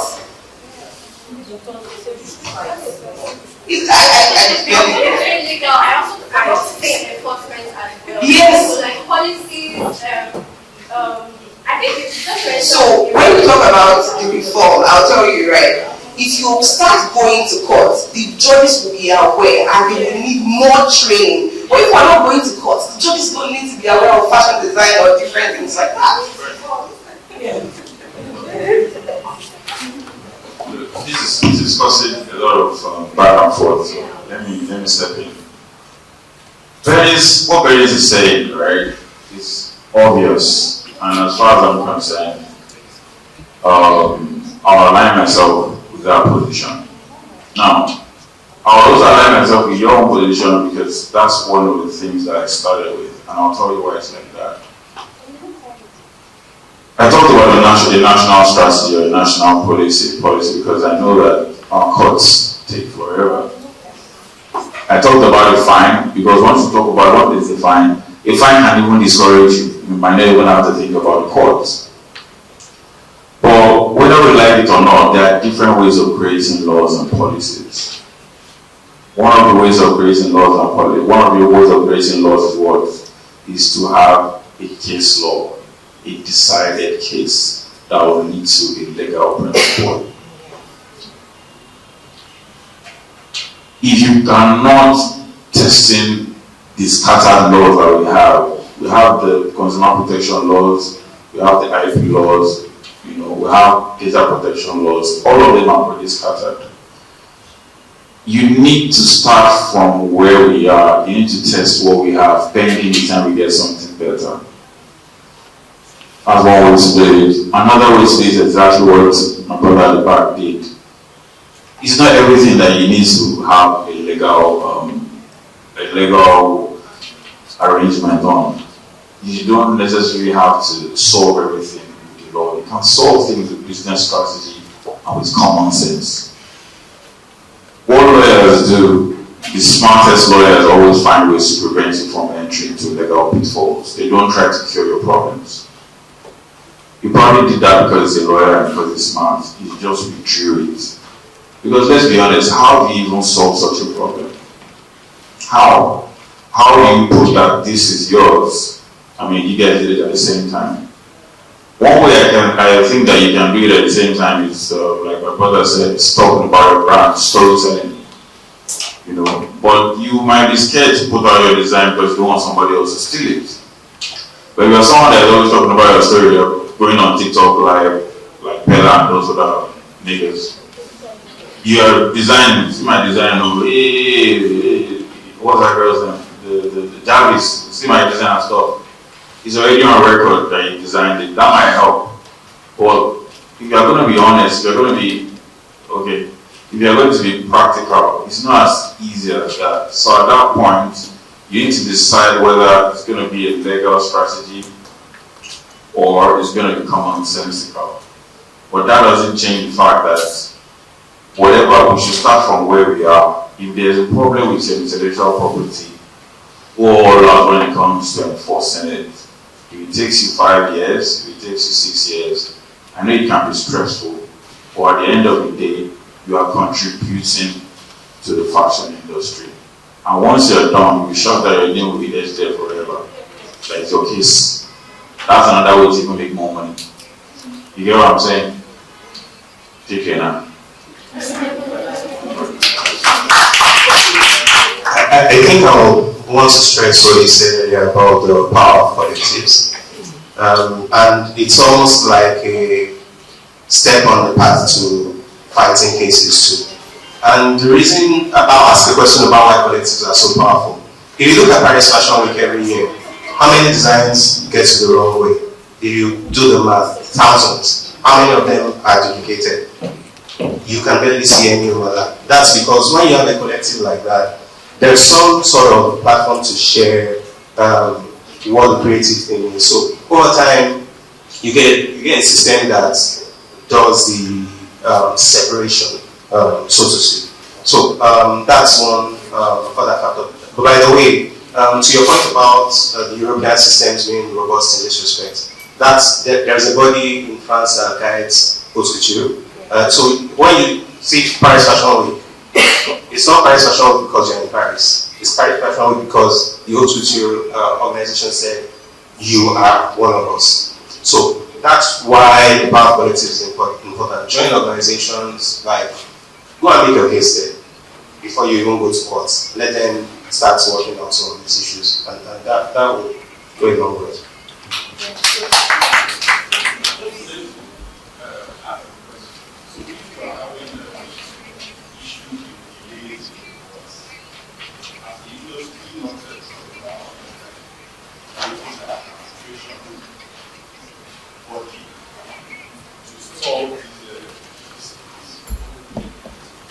Oh yes, we talked about that, and we created the African Fashion Resolution Hub, where we solve and mediate cases within ourselves, right? But again, another thing we have to think about, like I said, is adoption of it. Because we are not self-organizing, all of this seems to be happening, various is doing her own thing, other people doing their own thing. So it's difficult to actually sort of like say, oh, this is what we've done for the fashion industry, everybody do it. But if the fashion industry has like one body that we all are, belonging to, it's so easy to say, oh, that particular body, this is the abbreviation part. We can solve that pending when anything happens in the court. We can even go as far as enforcing certain, penalties on people because they are members, right? If I mess up as a lawyer, I know that the NBA is going to come for me. So that always guides my day-to-day decision. I can't mess up people's work because I know that there's a disciplinary committee waiting, right? If the fashion industry can come together, guys can also solve our problems that we also have, but we are not doing that. Yeah.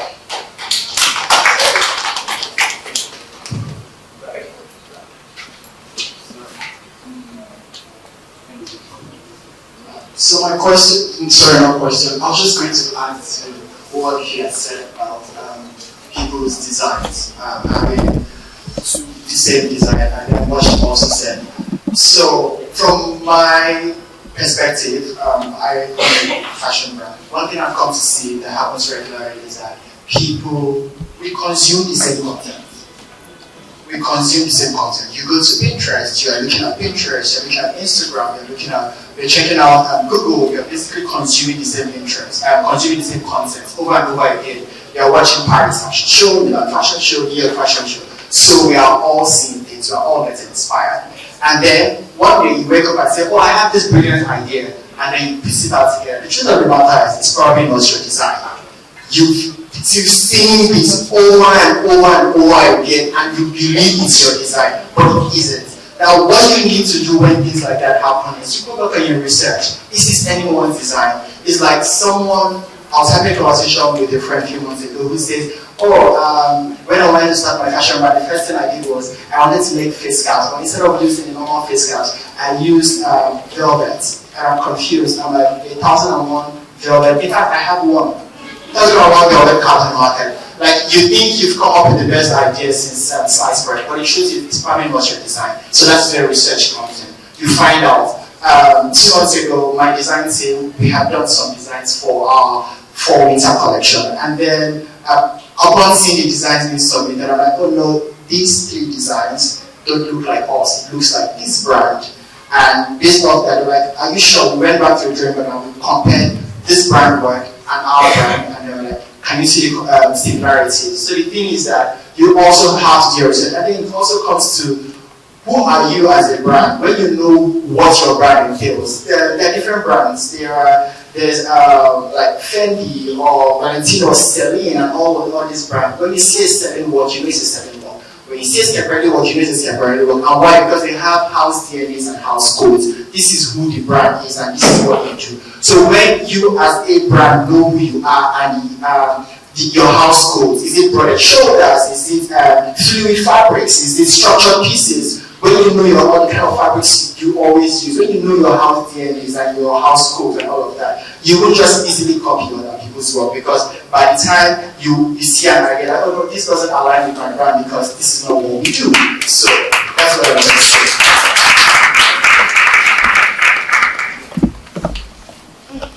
Yes, that's very, very true, to be honest. You have to look at the kind of brands that you're putting out. So what I realized, what I told my team, is that when we come up with trademarks happens to be like the most powerful idea, right? So when we come up with trademarks in Nigeria, you see that the only thing that people want to do with their trademark is to put it on fancy bags, put it on labels and things that will easily go away. And it's not on the fabric, it's not anywhere. We can't see, we don't even know what, you can know a popular brand, but not know what their logo or their brand looks like, which is actually not utilizing trademark. I know a Mac brand when I see it because they have a signature already. If somebody does something like that, I most likely would think about it and be like, oh, that's you copying that particular brand. So you have to be deliberate about creating that kind of structure.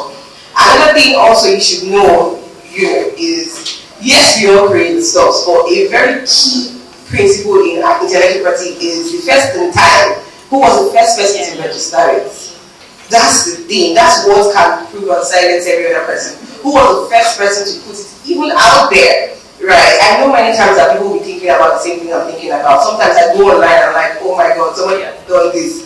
And I don't also say I want to put it out the way you want to put it out. One of the things that the law also protects is the expression of that idea. Like, we can think about the same thing. Somebody else might be thinking about Fashion Law Institute, but if you call yourself Fashion Law Institute, you're going to be stealing, right? Especially when you're in this jurisdiction where I am. But if you decide to call yourself Bernice Asset Fashion Law Institute, that's you putting a distinction. So the law doesn't exactly protect the idea of what you want to do, but how you decide to personalize and express that particular idea. So, we take it to the last question. Hi, good afternoon, everyone. It's not a question, it's more of a comment, because I heard a lot of talks about the court and all, and I happen to work in the court. Hi, good afternoon, everybody. My name is Toyosi. So I work in the court. I'm a research officer for a judge. Yes. So one thing, in all my 7 years of being in the judiciary, I've never for once had any matter cross my table that has to do with fashion. Like, it has never happened. And it goes to show the level of awareness that people need to have at the moment. And one thing is, I think people are always afraid of going to court because they feel like, oh, it takes a lot of time. But even the courts now are working to reduce the workloads that they have. Because, for instance, where I'm working currently, we're on leave. So, before the leave, you have to return like maybe 8 to 10 judgments for the quarter, and that's like 3 months. But in those 3 months, there's a docket of like 200 or 300 cases, and that's because I'm from Ogun State. Now, in Lagos, they do like 1,000 cases in that they have to. New cases coming up every day. So because of the volume, the courts now, they advise their lawyers, go to ADR. You don't need to in court. Go and settle the matter. In Ogun State now, we have like Ogun State multi-door courthouse, where issues, they don't even see, they don't even get to the table of the judge. And in Lagos, there's an MMC, Lagos State multi-door. So like, I did an ADR training recently, so I know like that is another avenue for you to rent. Like, and multi-door doesn't take time. In fact, Lagos is still the fastest I know. It doesn't take time. And when it comes to, another thing when it comes to protecting your designs and all, it also starts with, as they all said, with your structure. Like, even with your tailors, tell them, if you are sewing this one, you cannot sew it for any other person. Because I know, because of the kind of people we work with, like most of them are, when you tell them agreements, they run. And as I rightly said, let it be written, send a text. Because I know, like I sew, so sometimes I give someone to do it for me. So when we start talking, I tell her, come, let's chat on WhatsApp. Because I know whatever I'm going to say to you is there. And maybe because of the law background I have, I don't joke with paperwork. And because I know, because I have to see the effects like firsthand. You could have all the right things, like you are the owner, you are everything, and you could still go to the opponent just because you failed to do the right thing. So, like for me, it's very crucial. Even as little as this is the kind of zip I want you to put in there. If you make a mistake, you are going to refund it. It's already there. So we need to create that awareness for ourselves, the tailors you work with, your creatives, your designers, let them know that this is my design. If you take it out there, you're going to pay the penalty for it. Let it be written, whether in a paper, text, whatever. Just make sure that you have something written. Thank you very much.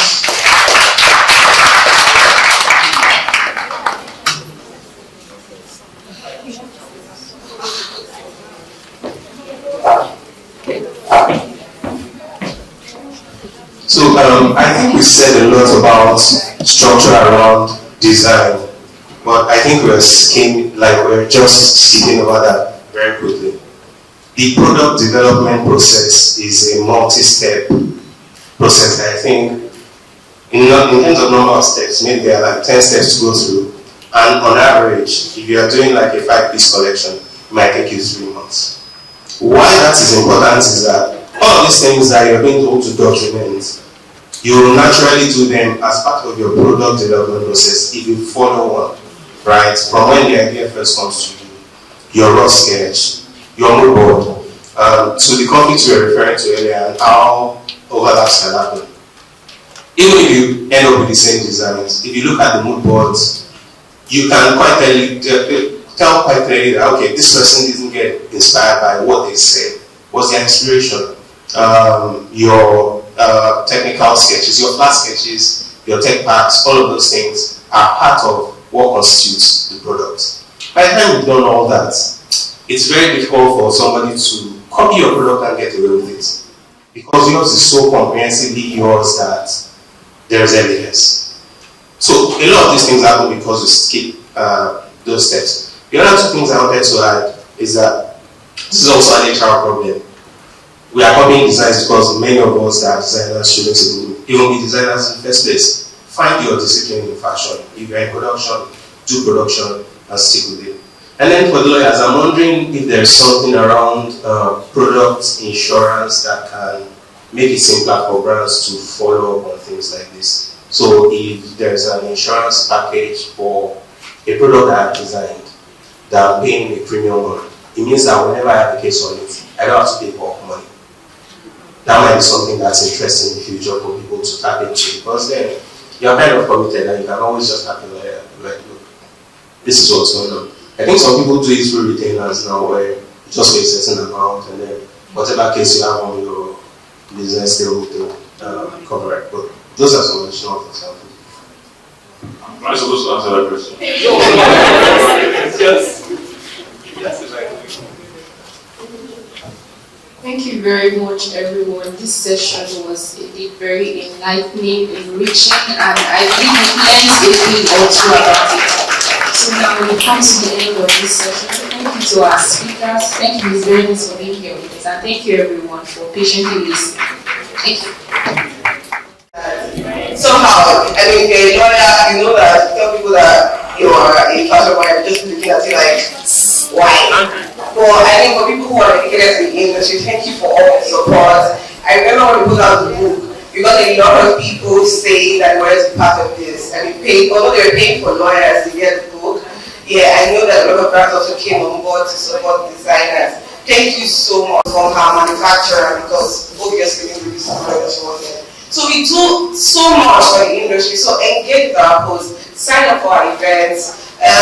What else? Yes, we have the African Fashion Disputes Resolution Hall, and we are excited about it because it is focused and has a bias for the fashion industry. And we are happy to actually continually push these initiatives, right? So just continually follow us, support us, join us, donate, right?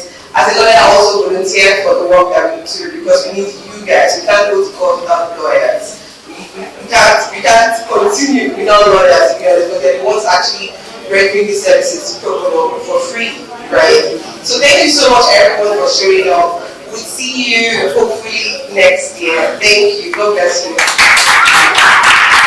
you. And now before you go, I'd like us to take a picture with our convener. Don't you think so? Just a picture with our convener. It's going to really be lovely. Yeah, thank you so much for being such a wonderful audience, wonderful participants, and we look forward to seeing you in all of our events. We look forward to seeing you in all of our events, our master classes, and our webinars as well, holding every month. So thank you so much, and let's have our pictures.